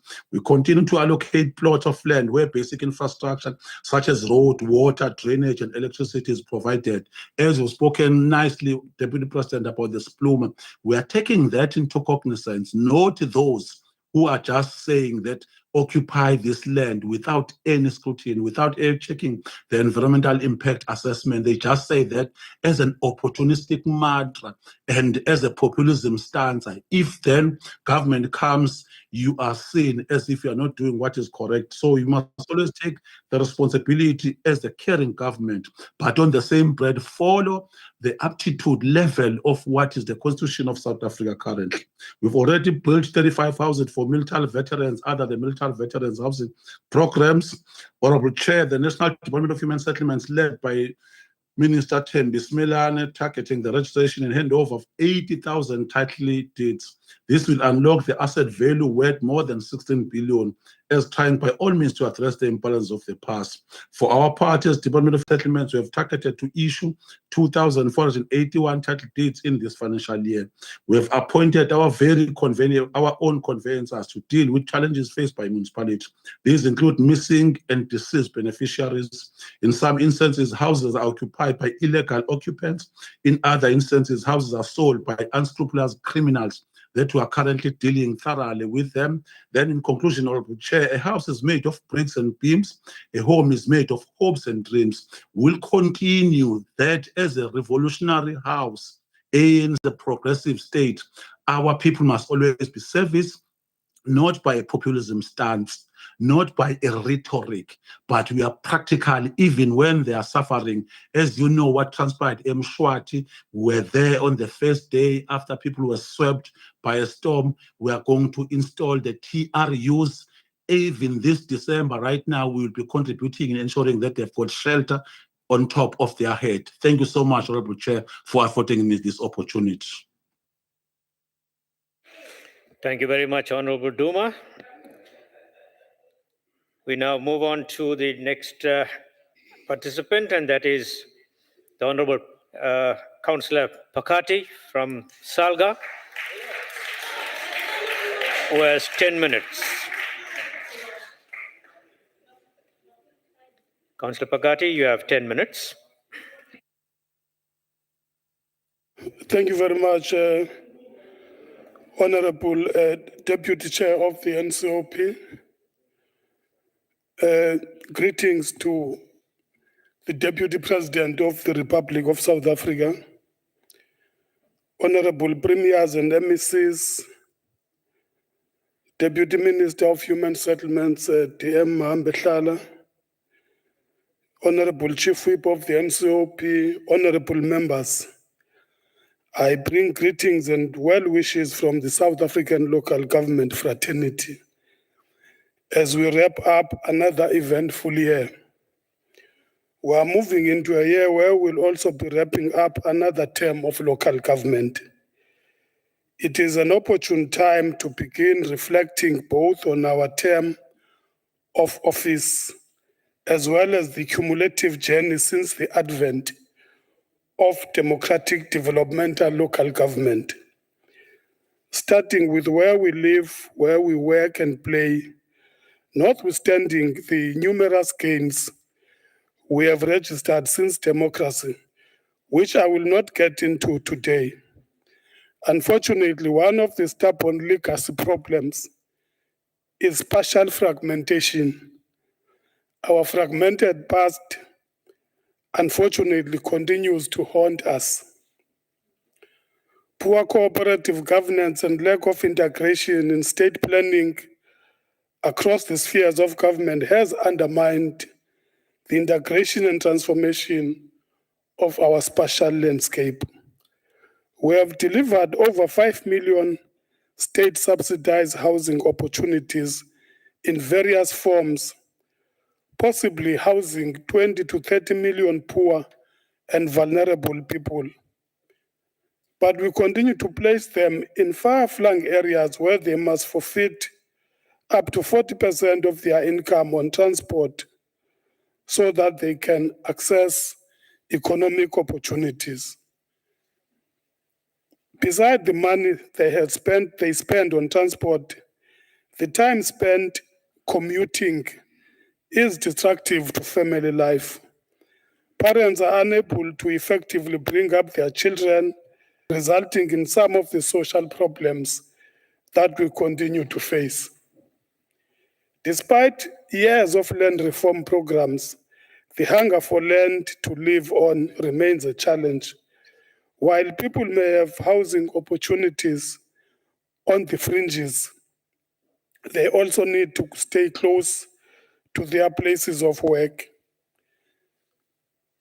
They then make means for themselves, unfortunately resulting in occupying land and buildings unlawfully. This used to happen on vacant land, thus creating informal settlements as we have come to know them. But now, people are occupying buildings in cities, particularly in city centers. The devastation that this has caused to property and lives is well documented, and I shall not dwell on such. Safe to say, we must be given space to curb unlawful occupation decisively, while at the same time delivering further housing opportunities. Our challenges are exacerbated by unprecedented urbanization. Stats SA has highlighted that the city of Johannesburg alone received 1 million people in just 10 years, most of them very poor. These people must be housed somewhere and given basic services, some for which they are not able to pay for. The conditions I referred to above are structural, institutional, and operational in nature. For example, the foundational assumptions on which municipal institutions are designed and anticipated to operate in the white paper on local government have not materialized over the last 3 decades. One example is the assumption that municipalities would be financially self-sufficient through, among others, the sale of trading services. The macroeconomic outlook has not matched the consistent growth numbers that were anticipated in the foundational assumptions of the white paper. Stats SA reports indicate that between 1995 and 2025, South Africa's average real GDP growth rate was approximately 2.1%, albeit with variations over time. Consequently, millions of South Africans cannot afford municipal trading services. In turn, municipalities' own revenue base is in a perpetual state of decline. Municipalities owe 100 billion to creditors, mainly to Eskom and water boards. We have heard a lot of noise about this for obvious reasons, and also understandably so. In the same token, they are owed 416 billion by both government departments and households. While this number is higher, we don't hear the same collective concern about it. I call upon all of us to rally equally around managing out this challenge, such that we can all subsequently focus on the delivery of the much needed services. The creation of integrated, sustainable settlements in South Africa remains essential. Housing, including government subsidized housing, must be delivered at the right locations in close proximity to economic and social opportunities. Municipalities need to be capacitated to play their part in the delivery of sustainable human settlement. And within the context of Section 154 of our Constitution, the SALCA National Members Assembly held on the 25th to 27th of November, working in partnership with the Department of Human Settlements, committed to a local government human settlements support program, highlighting the critical support areas needed by municipalities to enable them to deliver integrated, sustainable human settlements. The human settlements grants, particularly the USDG and ISUPG, recognize that the creation of human settlements is not about just building houses. It includes the provision for critical infrastructure for water, sanitation, and basic services. They acknowledge that human settlements is inextricably linked with the delivery of safe, sustainable, and dignified water and sanitation services. This includes delivering to 5 million people living informally on the fringes of our cities and towns. We currently provide interim services through communal standpipes and chemical toilets. Some of our metros provide portable flush toilets, and where settlements are located near bulk infrastructure, communal ablution facilities are provided. The provision of water and sanitation, like housing, electrification, transportation, and employment, remains spatially unequal. Structural interventions in land and housing are needed to address this. We also need to maintain our infrastructure if we want to sustain and improve the significant gains we have made. Overall, Deputy Chair, nearly 90% of our households now have access to clean water, and 81% enjoy improved sanitation. We, however, acknowledge the challenges such as water losses, aging infrastructure, and climate risk remain, which we are working tirelessly to resolve. In pursuit of addressing the back, we are investigating innovative solutions such as accessing groundwater, reuse of wastewater, and integration. As you conclude, As I conclude, Deputy Chair, we are working with partners to scale up municipality-led innovation, water-efficient sanitation solutions, and in informal settlements. These include modular wastewater treatment, off-grid thank you very toilets. much, Councillor. Thank you very Pakati. much, Honorable Deputy Chair.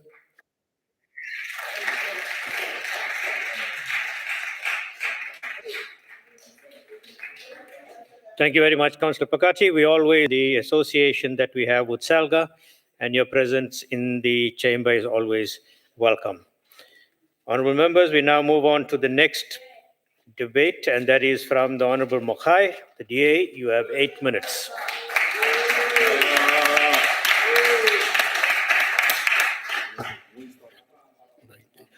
Honorable Deputy Chairperson, Honorable Deputy President, honorable members, and fellow South Africans, good day. The National Council of Provinces is an important house of parliament, ensuring the voices of all three spheres of government are brought together under one roof. It is in this house that the local government sphere has a voice.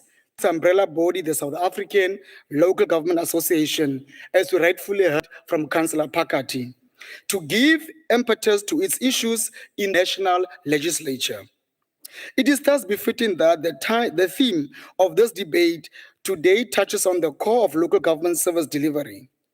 Focal areas such as spatial planning, human settlements, and water and sanitation services. When local government succeeds, governance in general succeeds. I say this because the local government sphere is at the cold face of service delivery and closest to ordinary South Africans. When our municipal councils function and the administrative leadership is stable, citizens are guaranteed efficient and effective service delivery. However, when there is political instability in our councils and administrations are not functional, citizens bear the brunt and are at the receiving end of poor service delivery. We see this in many municipalities due to frequent leadership changes, unstable coalitions, and a lack of separation between political and administrative roles, leading to governance paralysis, service delivery failures, and a decline in public trust. It is against this backdrop that the Democratic Alliance has always and will continue to fight and champion for local government that works to grow our local economies and create much needed jobs. To this end, our proposal to make local government work better, we seek to, 1, limit political interference in public administration. Number 2, we need to strengthen accountability. Number 3, advance the fight against corruption and maladministration. Fourthly, want to attract the brightest minds in the country to careers in public administration. Number 5, we want to establish mechanisms to ensure that best practice models are studied and replicated. And Honorable Chair and members, we've already seen this in DA-led governments, from right here in the city of Cape Town, to Umgeni in KwaZulu-Natal, to Midval in Gauteng, and many across the country. In these municipalities, we strive to have stable councils and functional administrations to better deliver services and those that are much needed to all citizens. And I say to all citizens. Our mission is clear: to provide clean, transparent, and accountable governance that delivers real change. We are committed to building safer communities, growing local economies, creating jobs, and ensuring reliable basic services for all residents. Honorable Deputy Chairperson and members, sadly, I cannot say the same about municipalities in the Northern Cape, the province I proudly represent in this House. Recently, we were told of 8 mayors who were elected in this current municipal term in the Karoo Hoogland in the Namakwa district. I say 8 mayors in a small municipality. Let that sink in. The Tembelite local municipality, which covers the towns of Hopetown and Stradenburg along the N12, is unable to pay salaries to councillors and staff members. A few weeks ago, the municipal manager issued a memorandum informing council that the November 2025 remuneration will be delayed. This directly and negatively impacts the livelihoods of councillors and personnel alike. Additionally, this creates chaos and instability for the municipalities. I shudder to think what would happen should we in this House be informed about delays in our remuneration. Last month, the Democratic Alliance called on the Gamagara local municipality to urgently find a cost-effective and long-term solution to address its growing sewage problem, as towns are left without basic sanitation services. The municipality's only sewage truck allocated for Deben, Katu, and Olifantshoek have been out of order for about 3 weeks. The number of people waiting for their drains to be emptied is steadily rising. By the end of the month, many residents in Olifantshoek alone who had already paid to have their drains serviced are anxiously awaiting for the municipality to perform this function. Even when the broken sewage truck is functional, it is not adequate to efficiently service all 3 towns. What drains spilling over across the municipality, the situation has now reached a crisis point, presenting a health and safety issue, especially at places like old age homes. The municipality's fleet department still does not know what is wrong with the truck. It has now temporarily outsourced the use of a sewage truck at a great cost to the municipality. Honorable Deputy Chairperson, honorable members, these are not isolated cases. Many municipalities under the ANC governance are on the brink of collapse, leaving residents destitute and in despair. In the Soplaki local municipality, the capital of the province, there is an ongoing battle with the position of the municipal manager, who was suspended and replaced with an acting appointment who is alleged to be involved in financial crimes, raising further concerns. Given the grave nature of the ongoing saga regarding the municipal manager position and the seriousness and the serious repercussions for the service delivery and the financial and legal implications for the municipality, this is a slap in the face of Kimberley residents and the surrounding areas.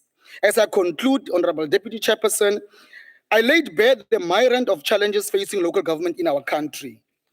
During the NCOP Provincial Week, these challenges were thoroughly reflected in our deliberations, where some municipalities are unable to utilize and spend their crucial allocated grants effectively. The instability in various councils is a cause for great concern. We are indeed sitting on a time bomb. If we do not put our differences aside and roll up our sleeves to rescue our municipalities, especially the small dorpies and towns, we will fail the residents of our country whose hope is pinned on our shoulders. Let us recommit ourselves to be the champions of clean, accountable, and functional local governments. Honorable Deputy Chairperson, I thank you. Ke a leboga, baie dankie.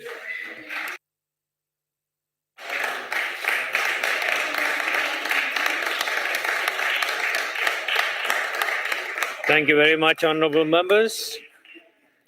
Thank you very much, Honorable Mukhai.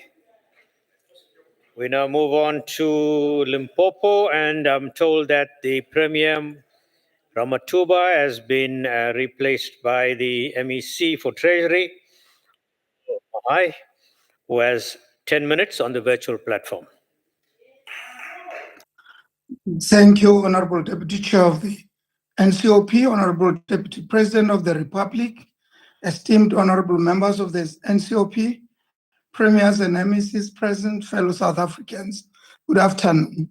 It is our pleasure to stand before you today and respond to the essential matters raised by our Deputy President regarding the restoration of the dignity of our people. A fundamental right to dignity lies at the heart of our democracy and has become a cornerstone of our mission to uplift and empower the citizens of Limpopo. As many have noted, South Africa's history has been marked by an inequitable distribution of resources, creating a South African society defined by stark disparities in living conditions. Historically, Limpopo has borne the weight of being a reservoir for migrant workers forced into unfavored locations by colonial and apartheid era policies. The subsequent settlement patterns have perpetuated cycles of poverty and marginalization of the communities of Limpopo.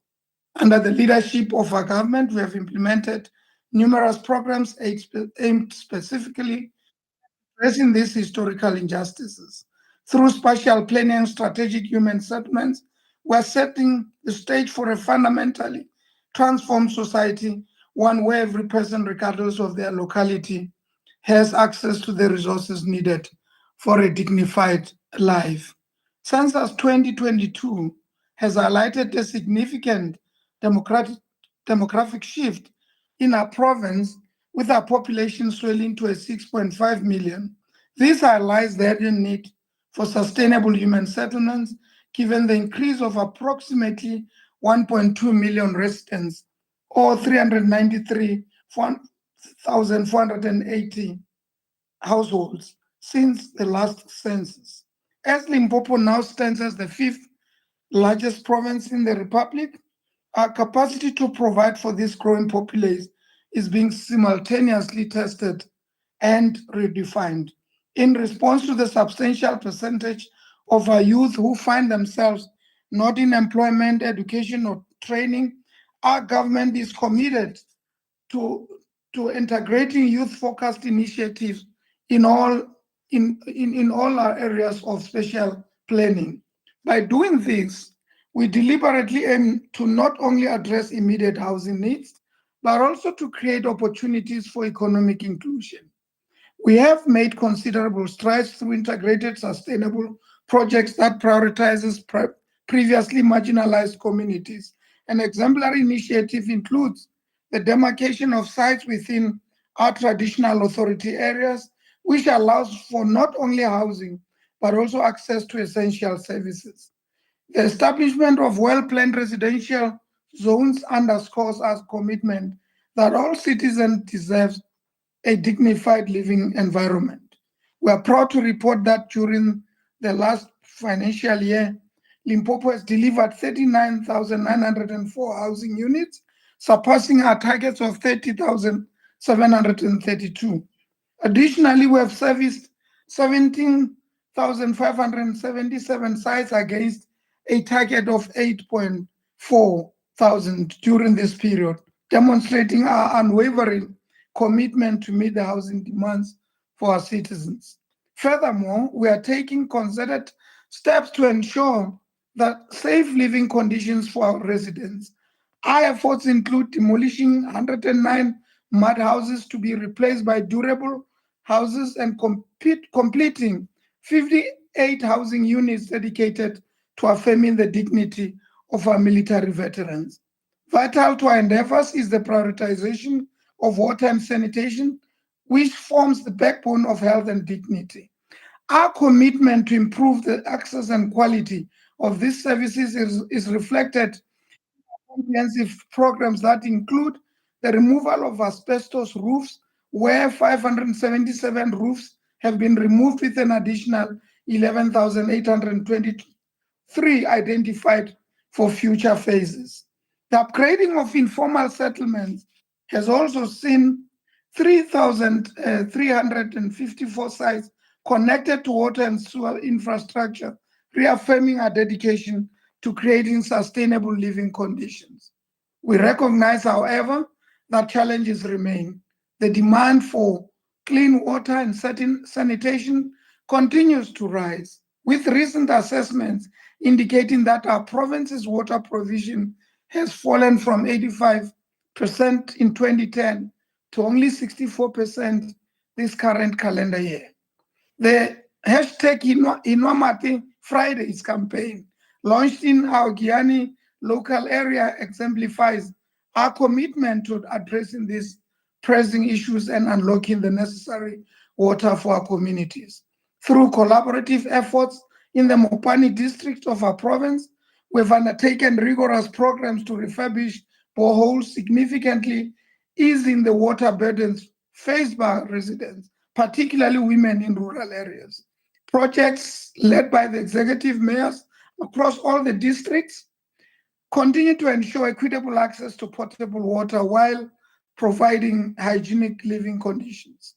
The Executive Council has set its sight on sustainability of water by establishing a provincial water council that will further strengthen the coordinating role of the province, led by the Premier herself and supported by the mayors. It is on this that we shall monitor the work done by currently established war room zones across the province. Concluding, our commitment to spatial planning signifies a broader commitment to dignity across all of the province. By prioritizing human settlements alongside adequate water and sanitation services, we can engender communities where every individual could thrive. As a province, we stand proud of achievements in sanitation at over 60%, but recognizes that our work will continue until every citizen experiences the dignity that is rightfully theirs. Provinces focus on developing a spatial planning and land use management framework, along with participatory engagement strategies, will further enhance our mission of building an inclusive and equitable society. Together, with continued collaboration among governmental bodies, non-actors, stakeholders, and our community, we will forge a path toward a life where every citizen feels valued, respected, and empowered. As we learn to navigate urbanization's complexities and climate challenges, I urge all of us to transform the very landscapes of our communities for the betterment of our South Africa. Thank you. Ndolebua Nakenza. Thank you very much, Honorable MEC, for your input. We now move on to Mpumalanga Province, the land of the rising sun, and we have the MEC for Cooperative Governance, Human Affairs, the Honorable Mashilo, who has 10 minutes on the virtual Thank you very platform. much. Thank you very much, Chairperson. I'm not sure if I'm audible. But Yes, you are audible. Please continue. Thank you very much, Chairperson, and a very good afternoon to your good self. May I greet the Deputy President of the Republic, the Honorable Premiers, the Honorable Members of the NCOP, fellow MECs, and the Salga Deputy Chairperson, Councillor Pagat. Let me join the President to discuss a very important topic, restoring the dignity of our people through spatial planning, provision of human settlement, water, and sanitation. I have noted this is the second time we debate this important matter. That suggests the item is very critical. It does not require politics, but it requires attention of all South Africans, in particular those that are in parliament and in government. Honorable Chairperson, we congratulate the national government led by His Excellency President Ramaphosa for successfully hosting the G20 summit. This has cemented South Africa's place amongst the community of nations in the emerging world of multipolarity. This is not just a success for our country, but the continent. The resolution of this summit must find expression in all government programs and local government municipalities and indeed private sector. In this context, may I remind the House about the Council former President of the Republic, Honorable Thabo Mbeki, gave us. He said, open quote, let us put our resources together to create an infrastructure base that will protect us into the 21st century. Let us together work to expand job creation, both in the short-term approach on infrastructure development, in the long term through building a competitive and more equitably owned economy, close quote. Chairperson, the need for proper housing in Mpumalanga remains one of our most pressing challenges. We are addressing it through a clear program of action guided by the Human Settlement Master Plan and Medium-Term Development Plan. Our focus is stable, build faster, plan better, and develop communities in a way that brings people closer to opportunities. As a province, we are widening access through subsidies such as First Home Finance, which caters for the missing middle. In the 2023-24 financial year, we allocated 2,460 top structures, of which 1,522 has been completed. On the 2024-25 financial year, we allocated 2,342 top structures and 1,650 has been completed. Thus far, work is being done to complete all this soonest to address the housing backlog in the province. For 2025-26, we allocated 1,793 and already 691 are completed. This shows our commitment in delivering housing to the people of Mpumalanga. I must indicate that the population of Mpumalanga has grown significantly to 5.1 million. In addition, we have already built new social amenities in Nkomazi, Bushbuckridge, Victor Kany, two areas in Middelburg, that is Steve Tshwete, Balfour, and Standerton. These include community halls and child care centers that strengthen families' life, give communities safe gathering spaces, and support early childhood development. Our work in informal settlement continues. Upgrading of informal settlement is in progress in Emalahleni, Kinross, Msholozi, Mkondo, and Leslie. This upgrade restore dignity and ensure people have access to basic services and safer living condition is improved. Servicing sites remain a key part of our program. 7,000 are in Steve Tshwete municipality, 5,000 in Msugalekwa local municipality, and 5,000 again in Goben and Mbeki. 1,000 are in Amsterdam in Mkondo local municipalities, while 6,000 are in Gwamhlusha and in Nkomazi local municipalities. That is in our deep rural municipalities. They are already rollout phase. This approach helps government release land which faster for families who want to build for themselves.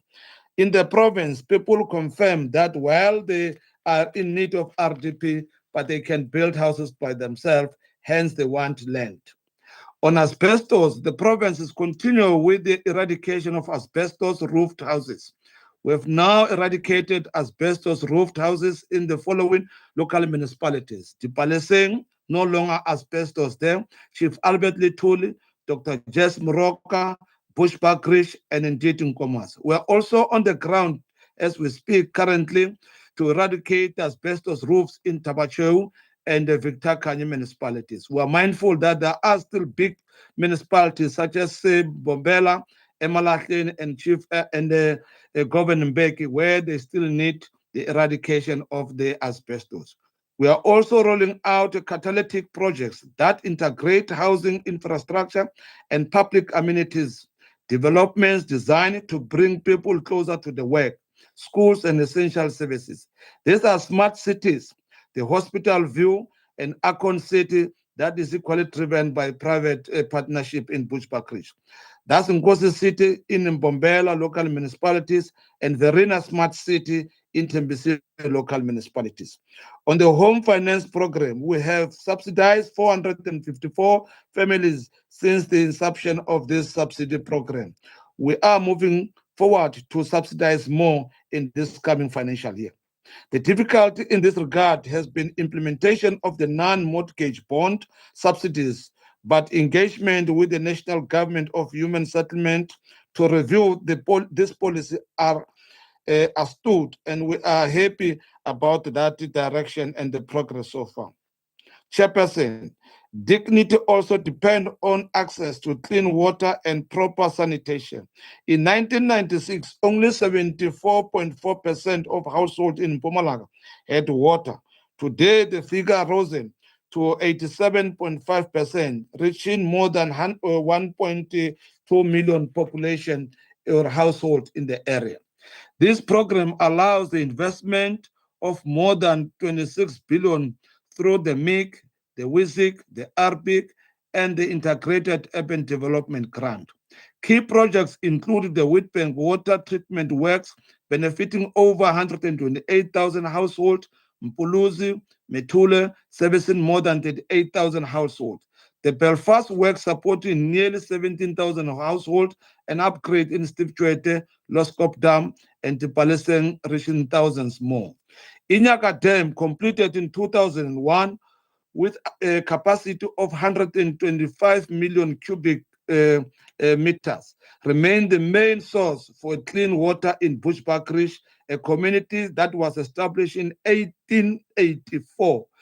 By then, never had a particular dam until 2001. But I must indicate today, we are revamping other dams that are around the area. We are busy currently doing the plannings at an advanced stage to put a dam in the Mbombela. That Mbombela was established over 120 years without reliable water. On sanitation and access has grown from 34% in 1996 to 95% in 2002 in 2022, according to the State South Africa. Upgraded wastewater treatment works in Carolina, Emelo, Delmas, Lightenberg, and Govenberg now serve more than 100,000 disposal management.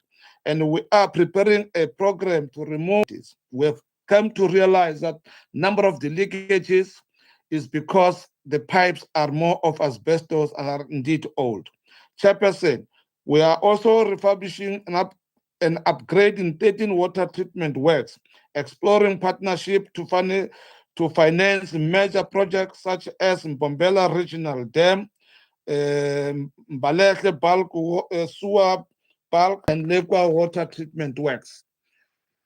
We are advocating that municipalities ring-fence between 8 and 12% of their equitable share for operations and maintenance. We are also reviewing water services powers and functions to strengthen district support and accountability.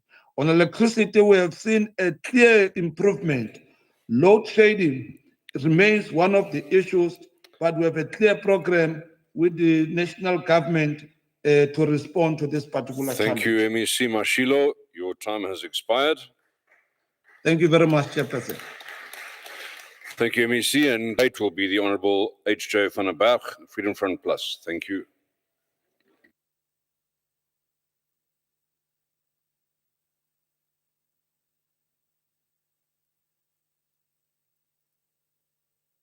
Thank you, Chair. Honourable Deputy President, members of this House, and my fellow South Africans. The Deputy President spoke eloquently about restoring the dignity of our people, and it's true that dignity comes with spatially well-planned housing areas. It's also true that human settlements should be developed with enough clean water and sanitation. However, there comes a time where we also have to face up to other undeniable truths. The first undeniable truth is the absolute size of our problem. Only 9% of the population pay personal income tax. This is about 5 million people. 60 million people does not pay personal tax. Rather, 28 million people receive social grants. Deputy President, this means that the war against poverty will never end, and there's just not enough funding available. When the household is uplifted, another will simply fill the gap that was left behind. Our population is growing way too fast for state-sponsored infrastructure to keep up. Yes, the war on poverty will never stop, except if we as citizens learn to do infrastructure by ourselves with minimal government intervention. Therefore, selling the idea of an end to poverty with grants and free housing to the voters is unfair and opportunistic.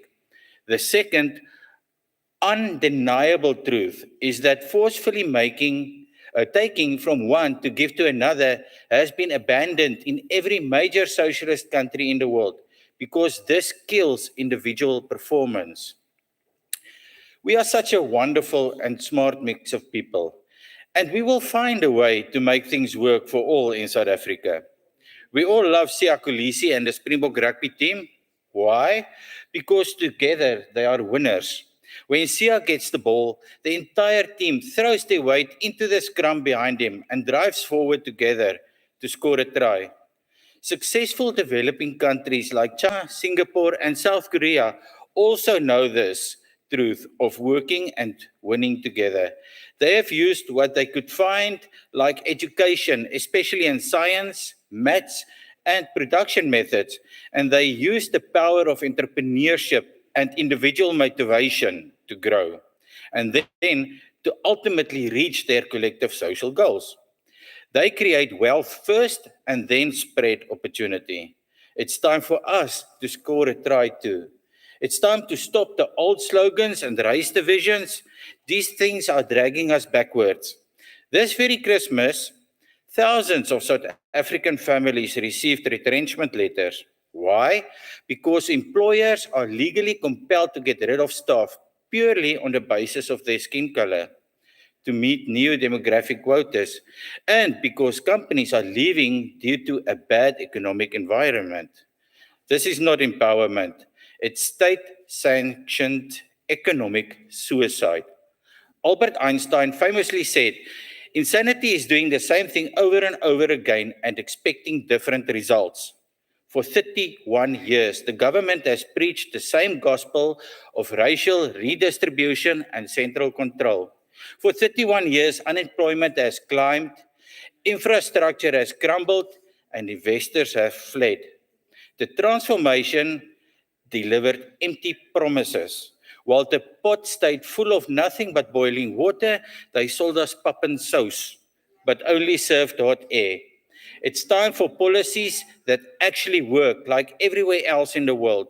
Lower tax, productive projects, but smart regulation, protection of property rights, merit-based appointments, consequence of bad performance and corruption, and an absolute end to racial engineering.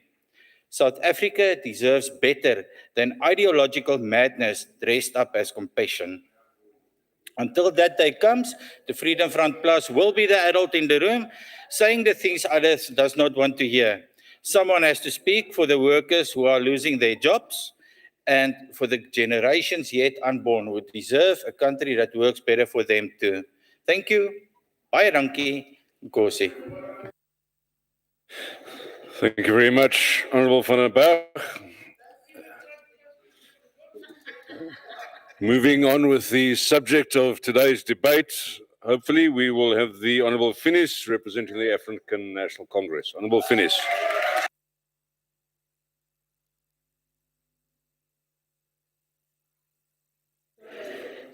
Thank you, Honourable Chairperson, Honourable Deputy President, Honourable Members. Iemand het my eendag gesê, Honourable van der Berg, ons verander, onze lewens is verander op verskillende maniere. Iemand wat jy 'n huis gehad het, het nou 'n RDP huis. Iemand wat jy 'n erf gehad het, het nou ten minste 'n erf. So ons kan nie almal sê ons lewens is nie verander nie. Dit is op een of ander manier verander.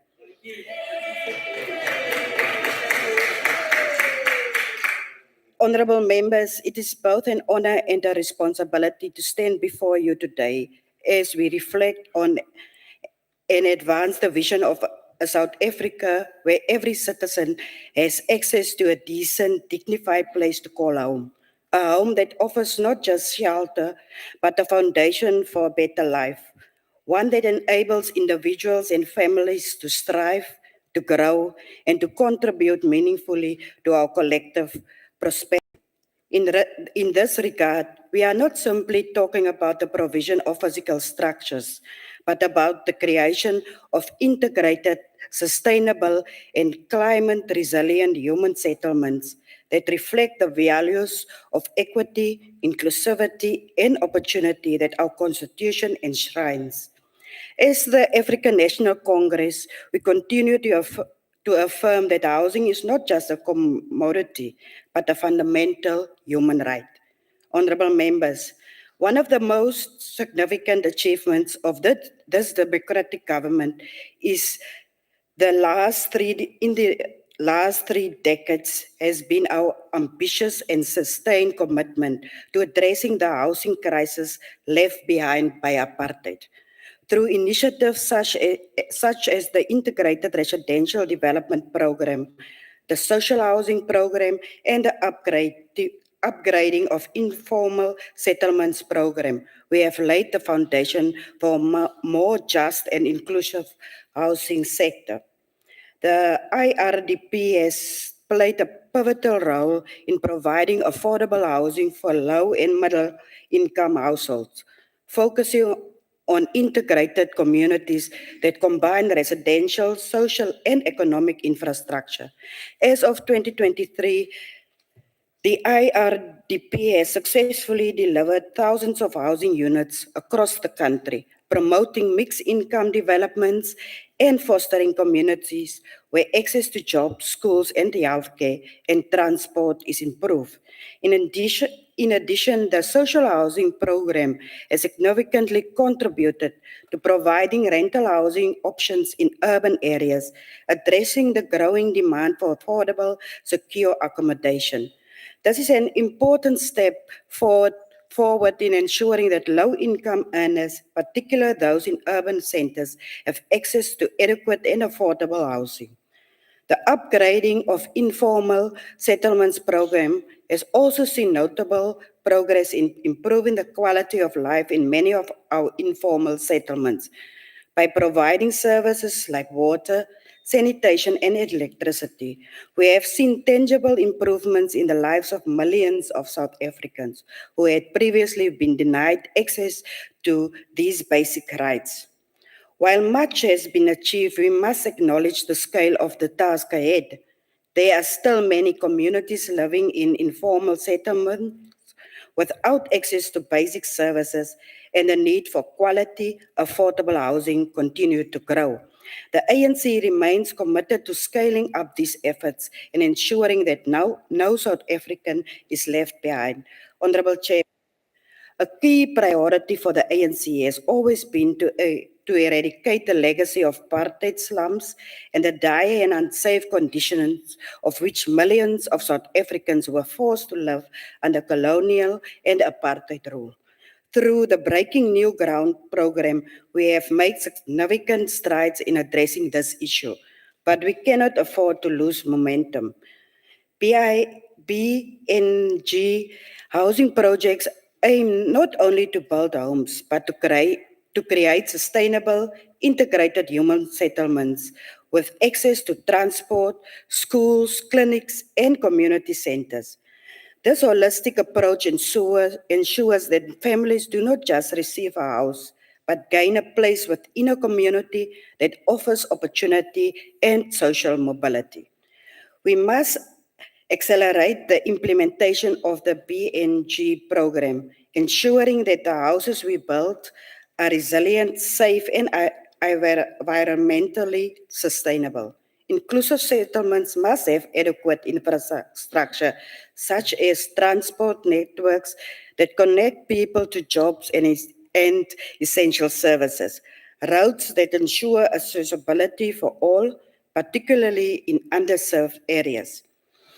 Lighting to improve safety and security, particularly in informal settlements and townships. Playing fields, creches, and social centers to ensure that our children and communities have spaces for recreation, education, and social cohesion. As the ANC, we believe that every citizen should have the right to live in a community that meets these basic services. To the end, we are working to ensure that our settlements are designed with these principles in mind, creating environments that are not only livable but thrivable. Honorable members, climate change is one of the greatest challenges facing the world today, and South Africa is no exception. We have seen the devastating effects of floods, droughts, fires, and other climate-related events on vulnerable communities, particularly those living in informal settlements. It is essential that we design and build homes that are resilient to these climate shocks. This means using sustainable building materials, designing homes that can withstand extreme weather events, and ensuring that communities have access to early warning systems and climate resilient infrastructure. Creating decent and climate resilient human settlements goes beyond just constructing homes. It is about building communities where people can live, work, and play with dignity and opportunity. This will require a concerted effort to integrate climate adaptation and resilience into all housing and settlement planning. It is time to build settlements that are not only safe and dignified, but also climate smart. Honorable Chairperson, the need for rental and social housing in South Africa is growing, particularly in urban centers where the population is increasing rapidly. Many South Africans cannot afford to purchase homes, and even fewer can access the formal rental market due to high costs. The ANC is committed to increasing the rental and social housing stock to ensure that affordable housing options are available to the poor and the vulnerable. The ANC campaign on affordable housing in Cape Town is a case in point, a campaign aimed at improving the accessibility of rental properties for low-income households in the city, ensuring that rent are not just affordable but equitable. The need for affordable housing has never been greater. We must not only increase the supply of such housing, but also ensure that these homes are available in the right locations, close to public transport, jobs. This is the only way to ensure that our communities remain resilient in the face of and democratic shifts. Honorable members, as part of our ongoing efforts to address spatial inequality and expand access to affordable housing, the ANC supports the appropriation of unused and abandoned property in strategic areas for the public good. Too many properties in our cities and towns lie dire with absentee landlords failing to develop these prime pieces of land. By expropriating these properties, we can ensure that valuable land is used in the public interest, particularly for the development of affordable housing and mixed-use settlements. That will also help to prevent speculation and ensure that land is used in a way that benefits the people of South Africa, rather than being held for profit by a few. We are committed to exploring the legal mechanisms necessary to ensure that this land is put into productive use and contributes to the creation of inclusive and resilient communities. Honorable Chairperson, one of the most issues facing South Africa housing sector is the missing middle. Those South Africans who earn too much to qualify for government subsidies but too little to access the formal housing market. This demographic is often excluded excluded from both public and private sector housing options. The Fire Home Finance Housing Scheme seeks to address this gap by creating affordable financing mechanisms for the missing middle. This will allow those who fall within the income range of 3,500 to 22,000 rand per month to access affordable housing finance and secure their first home. We must transform the mortgage funding landscape to ensure that affordable housing is accessible to a broader swath of South Africans, particularly in areas where housing markets are inflated, such as Cape Town, Johannesburg, and Durban. By addressing this gap, we will ensure that no one is left behind in our quest for equitable housing. I thank you, Chairperson. Thank you very much, Honourable Finis.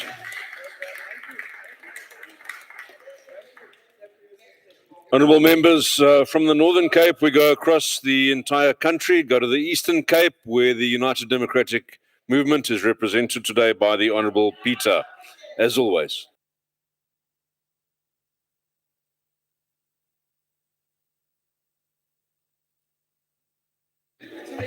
Sihlalo wendlu mandibulele ndibulise namalunga lendlu ahloniphekile ngamazwi othando naxa siqukumbela unyaka ndiyanibulisa. Mandenze onkawu umtsi esihlalo ngaphambili ndibulele kumapolisa aseSulenkama ngokuthi enze umsebenzi omhle ngokuthi awabambe amagunzayi. Loo nto ke siyiqhobela izandla si-UDM siwabulela amapolisa aseSulenkama. Vumani ke ngoko mawethu ndinyole apho kufele khona ithole. Ukulimala koMzantsi Afrika kwanokuwa kwesidima soluntu yaba kukusela koluntu amanzi nezimvu phantsi korhulumente wesininzi. Ndicela ukhonyuluka ndigqwathule kolu lwimi lwasemzini kuba ixesha liqhatshwe yinja. South Africa is confronted with many challenges that faces all subjects or citizens. The most challenge that confronted South Africa is when South Africa was downgraded to be a jungle state. For the first time in the history of a democratic South Africa, these challenges led to the following circumstances. State capture was the most virus that collapses the South African economy. State capture produces corruption, produces unemployment, famine, crime, state looting, extortion, and nepotism. All these led to the fall of Eskom, Transnet, South African Airways, South African Post Office, Itala Bank, and many more. Walahleka umthetho inkcuba buchopho zilibambile ilizwe. Wangena umkhuhlane wazenzela eluntwini.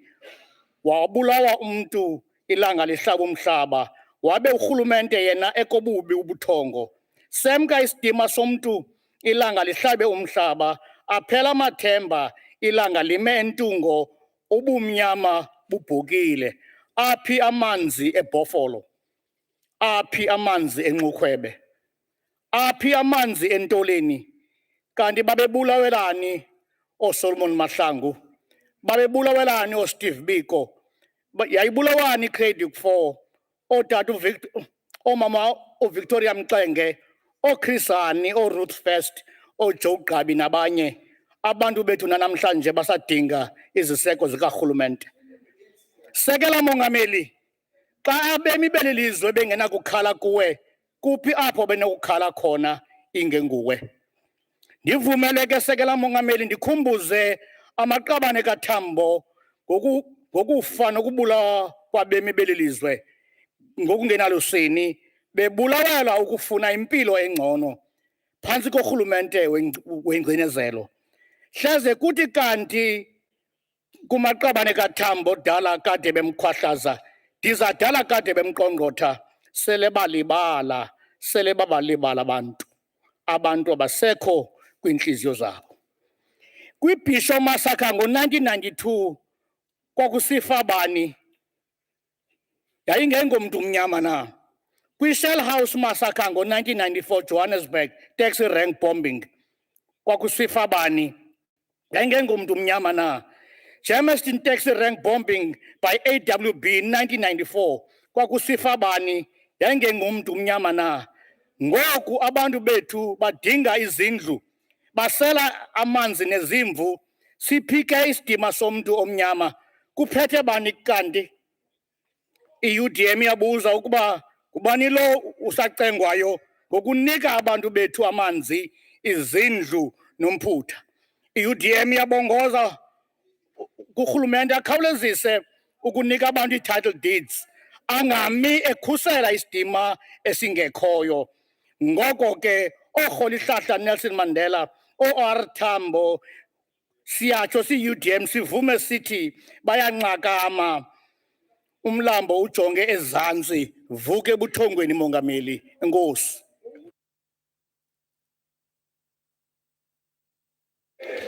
Thank you very much, Honourable Peter. We now go to the Honourable Farmer from the Patriotic Alliance. Honourable Farmer, 5 minutes.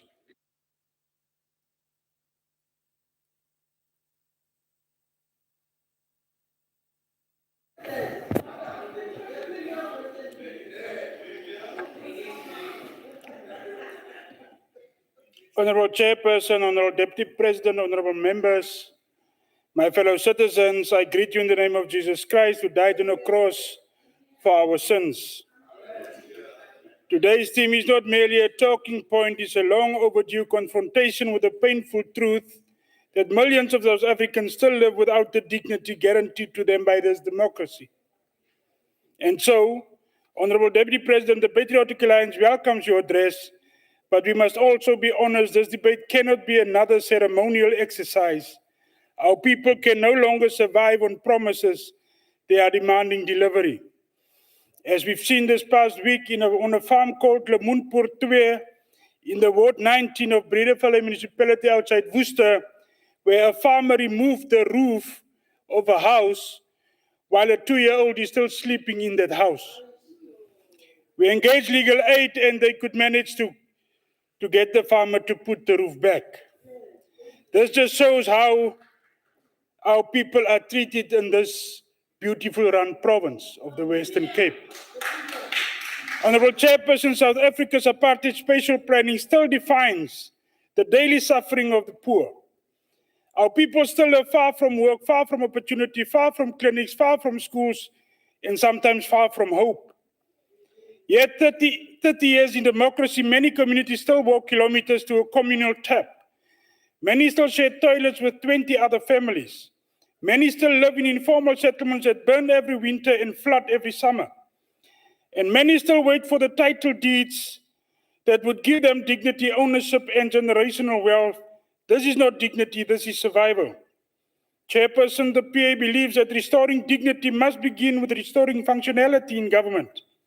Space planning means nothing if municipalities cannot even fix a pipe, maintain a pump, or collect refuse on time. The failures we see across the country are not because our people are difficult, it is because government systems are broken. But today the Patriotic Alliance chooses not to recycle the failures of others. 1, speed over studies. South Africans are tired of feasibility studies that are repeated every 5 years. The PA's approach is simple: fix now, build now, and deliver now. When a community's water pump is broken, you fix it in 24 hours. You don't write a 12-week report. When a settlement floods, you drain it immediately. You don't wait for disaster funding approval. That is the culture we bring into government. 2, title deeds as a priority, not a gift. For too long, title deeds have been used as political bait. The PA stands firm: if a family has lived on a piece of land for generations, they must own it, period. Restoring dignity starts with restoring ownership. 3, build communities, not just houses. Human settlements are not RDP boxes. A settlement must include economic opportunities, clinics, functioning water systems, schools, community safety plans, and youth recreation spaces. We must move from housing projects to livable neighborhoods. That is true spatial justice. Water and sanitation, non-negotiable basic rights. Chairperson, a country cannot call itself a modern state when children still use pit toilets and mothers still carry buckets of water. We must prioritize modern sanitation, emergency water provision, maintenance of pumps, pipes, and reservoirs, strict consequence management for municipal failures. Water is life, sanitation is dignity. Failure is not an option. 5, youth must be built into the future. Spatial planning cannot ignore the youth. They must not inherit broken cities, broken infrastructure, and broken municipalities. Honorable members, a family receiving clean water, running water for the first time, there is dignity. Receiving a title deed after waiting 25 years, there is dignity. A child growing up in a safe neighborhood where toilets work and taps run, there is dignity. A young person finding opportunity in their community instead of running from their community, that is what true spatial justice looks like. In closing, Chairperson, let this be the beginning of a new era of action, fast, honest, and people-centric. Deputy President Munibaizani, salute. Thank you, Honourable Farmer. Honourable members, the next speaker at the podium will be the Honourable Brits from the Democratic Alliance. Honourable Brits, you have 6 minutes.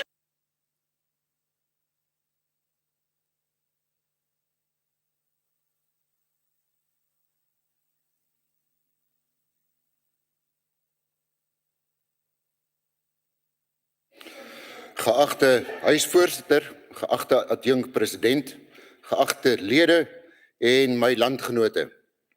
We all agree on the principle before us today. The dignity is not optional, it is constitutional. To say that dignity must be restored is an admission that many South Africans still remain without respectful treatment and protection from harm or humiliation. In this debate, you cannot continue to blame without taking introspection yourself. Previous ANC plans were dense, Honourable Gerebe, but delivery on the ground remains thin. Instead of a state that plans properly and delivers once, we have a state that plans twice, pays twice, talks a lot, and still fail to deliver properly. Dignity will not be restored by rowdy public speeches like that of Honourable, whose party has built policy documents and PowerPoint frameworks. Our people cannot drink a framework, and they cannot sleep under a PowerPoint presentation. Let us look at the state of spatial planning, human settlements, water, and sanitation realities facing many South Africans today. In the Eastern Cape and in other provinces, Honourable Lesufi, the story is not one of dignity restored. It is a story of systems built on paper while people remain deprived of dignity. For example, the Nguza Hill 500 rural housing project was initiated in 2009. The first contractor was appointed in 2012. That contractor surrendered in 2021, having completed just, wait for this, 110 houses. That means that for more than a decade, families on that beneficiary list have been waiting in limbo, watching half-built structures decay right in front of them. The Eastern Cape Province reports taking over 10 projects from OR Tambo, 5 from King Sabata Dalanyebo, and the staggering, wait for it, 260 projects from the Mhlonhlo municipality, all because implementing agents and contractors have failed. This is not dignity restored. That is dignity deferred. Chairperson, if there is one area where the language of restoring dignity rings most hollow, it is water and sanitation. On paper, the Eastern Cape Province tells us that 80% of households have water access and 94% have sanitation. Those are neat numbers, but the reality is far removed. The Mzimvubu water project, once held as the development of South Africa's largest undeveloped water resource, was initially planned in 2014. To make a story very short, we are now told that this project will be completed in 2031. Also in Makana and in Kokama, residents are being left without sustainable clean water. This is a human rights indictment. So, when we speak of restoring dignity through water, we must be honest. In many communities, dignity remains postponed for decades. The clearest indictment against the dignity of people is not conceptual, it is human. Just look at the Maiden Farm in Mthatha, where food victim families still wait for basic items like beds, toilets, and electricity. If we cannot guarantee dignity to people who have lost everything in a disaster, then the claim of restoring dignity is not just overstated, it is morally offensive. Honorable members, you cannot claim spatial transformation when rural communities remain cut off by impassable gravel roads like that Guza Hill Memorial Access Road, now in poor condition and on hold. If we are serious about restoring dignity, then we must be serious about consequence management, competent implementation, and honest reflection. Dignity will not be restored by more task teams, more dashboards, more extended timeframes, and it still needs to be seen if anything will come from the DDM. Dignity will be restored when a housing project that started in 2009 is actually completed. When bulk water schemes deliver water. Honourable Brits, if I can ask you to take your seat, please. Yes, Honourable Nonkonyana. Chair, I'm just rising on a point of order. My learned colleague is calling Ingusa. And that word is offensive. And she's saying Ingusa. Honourable Nonkonyana, I'm not sure that I get the nuances of your point of order. I'm sure it's a pronunciation issue. Honourable Brits, if I can ask you to please continue with the speech and use the pronunciation that is best suited to your tongue, and let's hope that it doesn't offend anyone. Thank you. Thank you, Honourable House Chair. And must I reply to the Honourable and say, we are busy with serious issues, and you make a joke thereof. Dignity will be restored when a housing project that started in 2009 is actually completed, when bulk water schemes deliver water, when flood victims have a bed, a working tap, a functioning toilet, and electricity, or when a gravel road to a memorial site, a clinic, or a school is actually drivable in the rain. In conclusion, Honourable House Chair, the dignity of our people was not restored as promised over the past 3 years, but it's still being administered, managed, deferred, and denied. Let all of us put South Africa first, recommit ourselves today to restore dignity by treating every South African with the respect and fairness they deserve. Thank you very much. Thank you, Honourable Brits.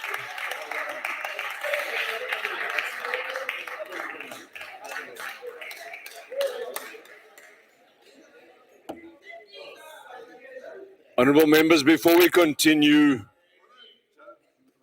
with the debate, honourable members, I would like to just make one point for the sake of good order in the House. While we do appreciate the attendance of visitors in the gallery, this is not a movie house, and your behaviour in the gallery is required to respect the decorum of the House. So please, if you are eating in the gallery, please go outside. If you're sleeping in the gallery, please go outside and respect the decorum of the House. This is not a movie theatre. Thank you very much. Honourable members, we continue with the debate. The next speaker is the Honourable Nonkonyana from the African National Congress in the Eastern Cape.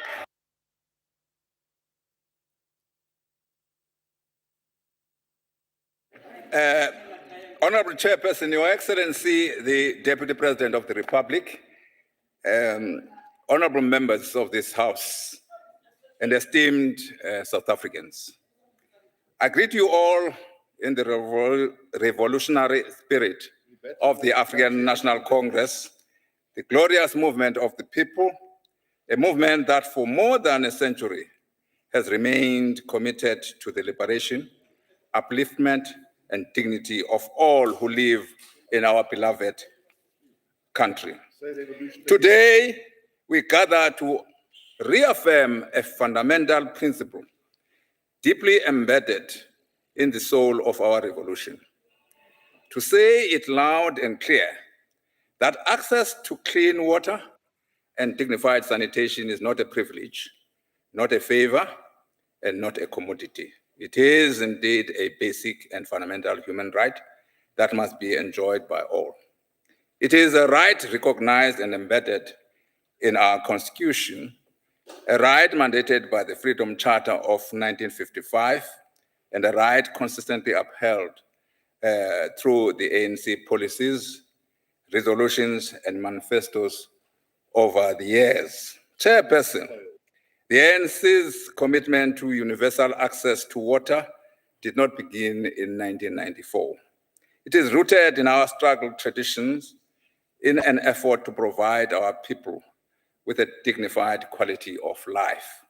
The Freedom Charter, the guiding star of our revolution program, stated that, I quote, "there shall be houses, security, and comfort," close quote, and declared that all people must be able to live in conditions that uphold human dignity.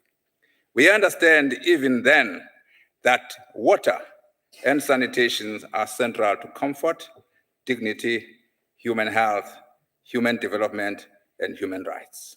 Indeed, it is entrenched in Section 27 of our democratic constitution, which states unequivocally that everyone has the right to sufficient water and that the state must take reasonable measures to progressively realize this right. Throughout the democratic era, successive ANC governments have developed and implemented robust progressive policies and enacted various pieces of legislation, such as National Water Act of 1998 and the Water Services Act of 1997, which is currently under review through the Water Services Amendment Bill of 2025. As Honorable Minister, Comrade Pemi Majotina, Indoni Yamanzi, has stated, and the objective of this amendment, and I quote her, its aim is to target gaps revealed during implementation, particularly the widespread failure of water services authorities to perform their regulatory and oversight functions, close quote. The urgency of this reform is underscored by the 2025 Blue Drop and 2022 Green Drop assessments, which found that 105 out of 144 water services authorities were experiencing serious service delivery challenges, undoubtedly affecting the municipalities responsible for reticulation of water to households. Some have performed well, but many are struggling due to aging infrastructure, weak governance, insufficient technical skills, and poor maintenance.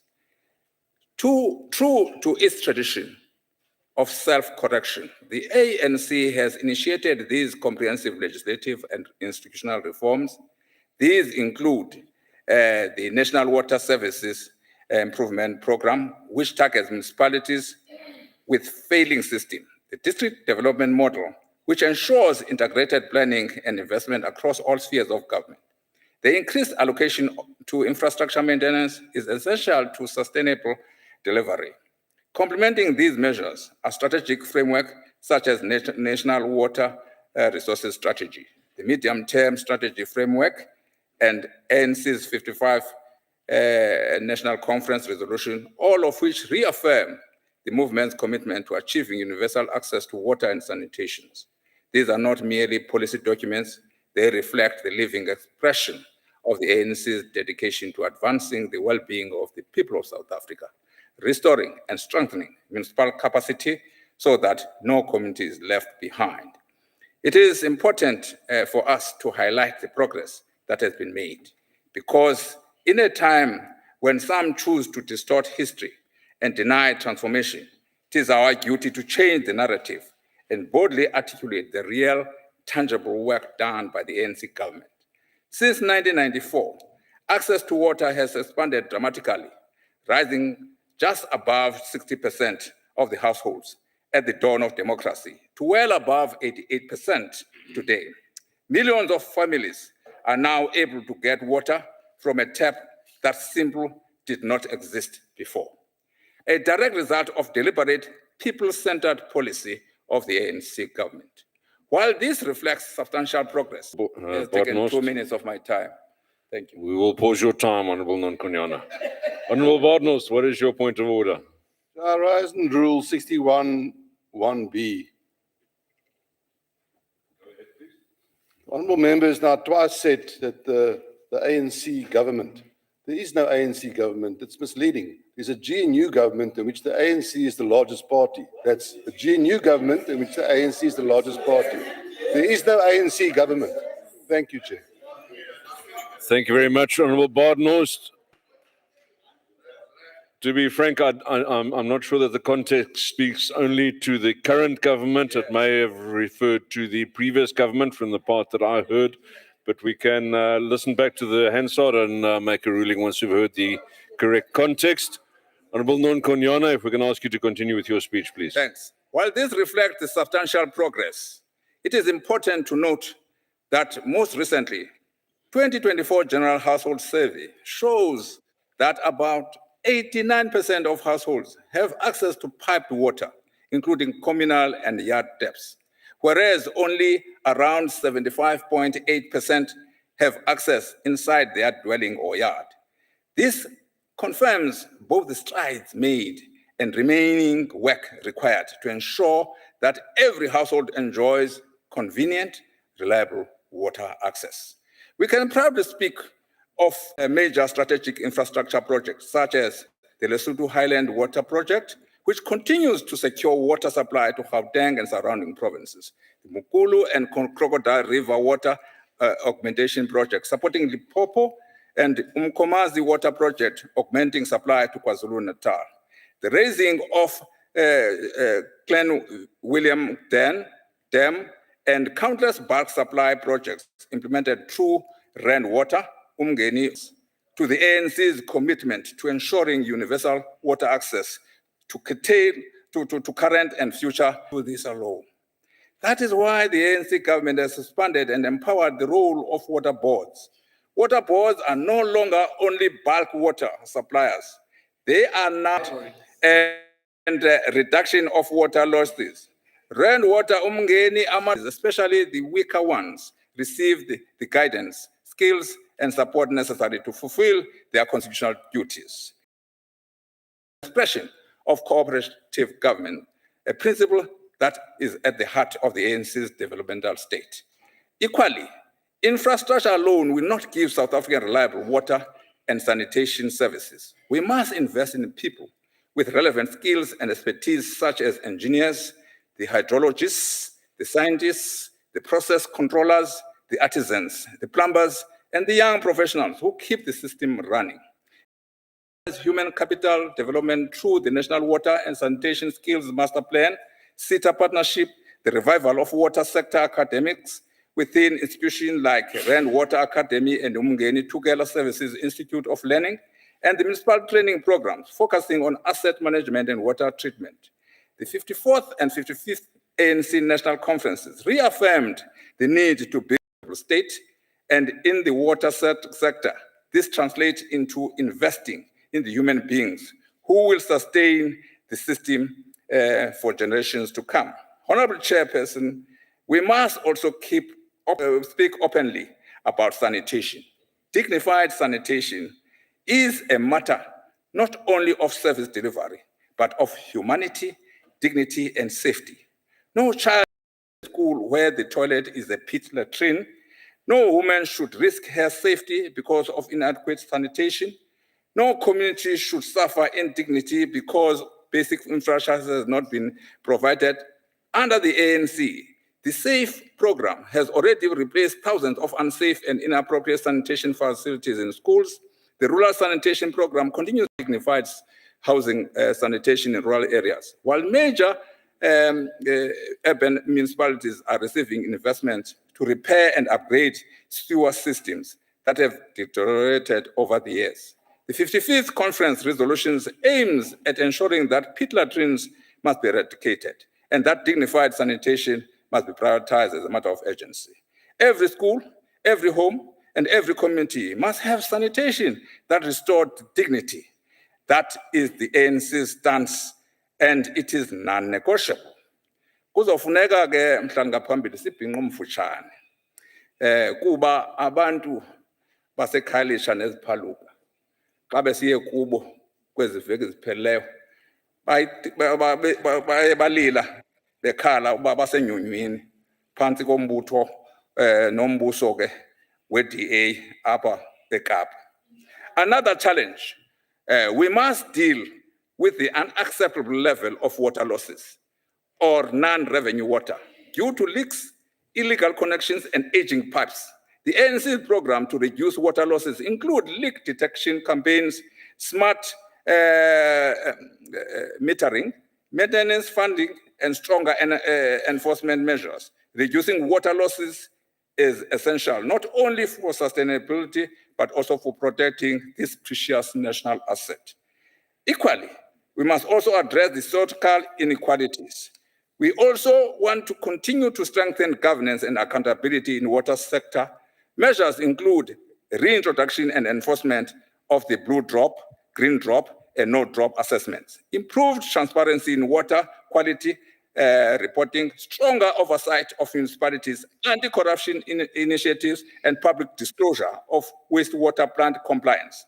Ethical government is a fundamental ANC principle, and it must underpin water and sanitation delivery. Ensuring universal access to water and sanitation is not the responsibility of government alone. It requires active participation from communities, civil society, labor, business, and traditional institutions. We call upon all sectors of society to protect the infrastructure, report leaks, use water wisely, participate in community water forums, and uphold the spirit of shared responsibility. Water justice is a collective national project, and water conservation is a patriotic duty. In conclusion, the ANC stands firm and unwavering in its resolve. We are the movement that fought for human dignity, and we continue to fight for the full realization of the right to water and sanitation. Under the ANC, dams have been built, pipelines have been laid, treatment plants have been upgraded, access has been expanded, governance has been strengthened, skills have been developed, pit latrines are being eradicated, and transformation is being advanced. Our mission is clear: to ensure that every South African, in every village, every township, every farm, every informal settlement, and every city enjoys the security and dignity that comes with sanitation. This is the ANC's promise, the ANC's program, and the ANC's legacy. Let us move forward to guided by the values of our movement, until every tap flows and every household receives the dignity it deserves. But thank you for that.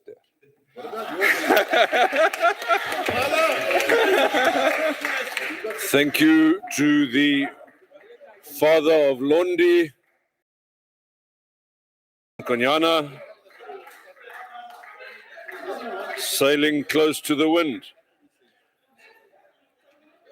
Honourable members, I now invite to bring the debate to a close. I invite back to the podium the Deputy President of the Republic of South Africa, Paul Mashatile.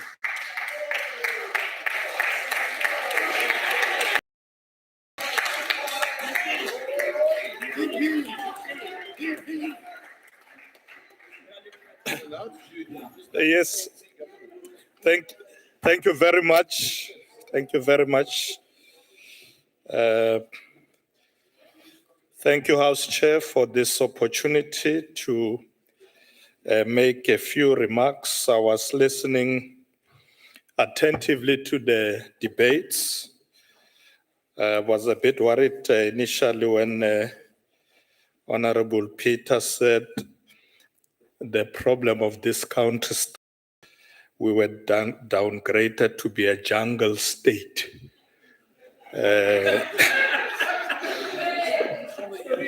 But I suppose you are talking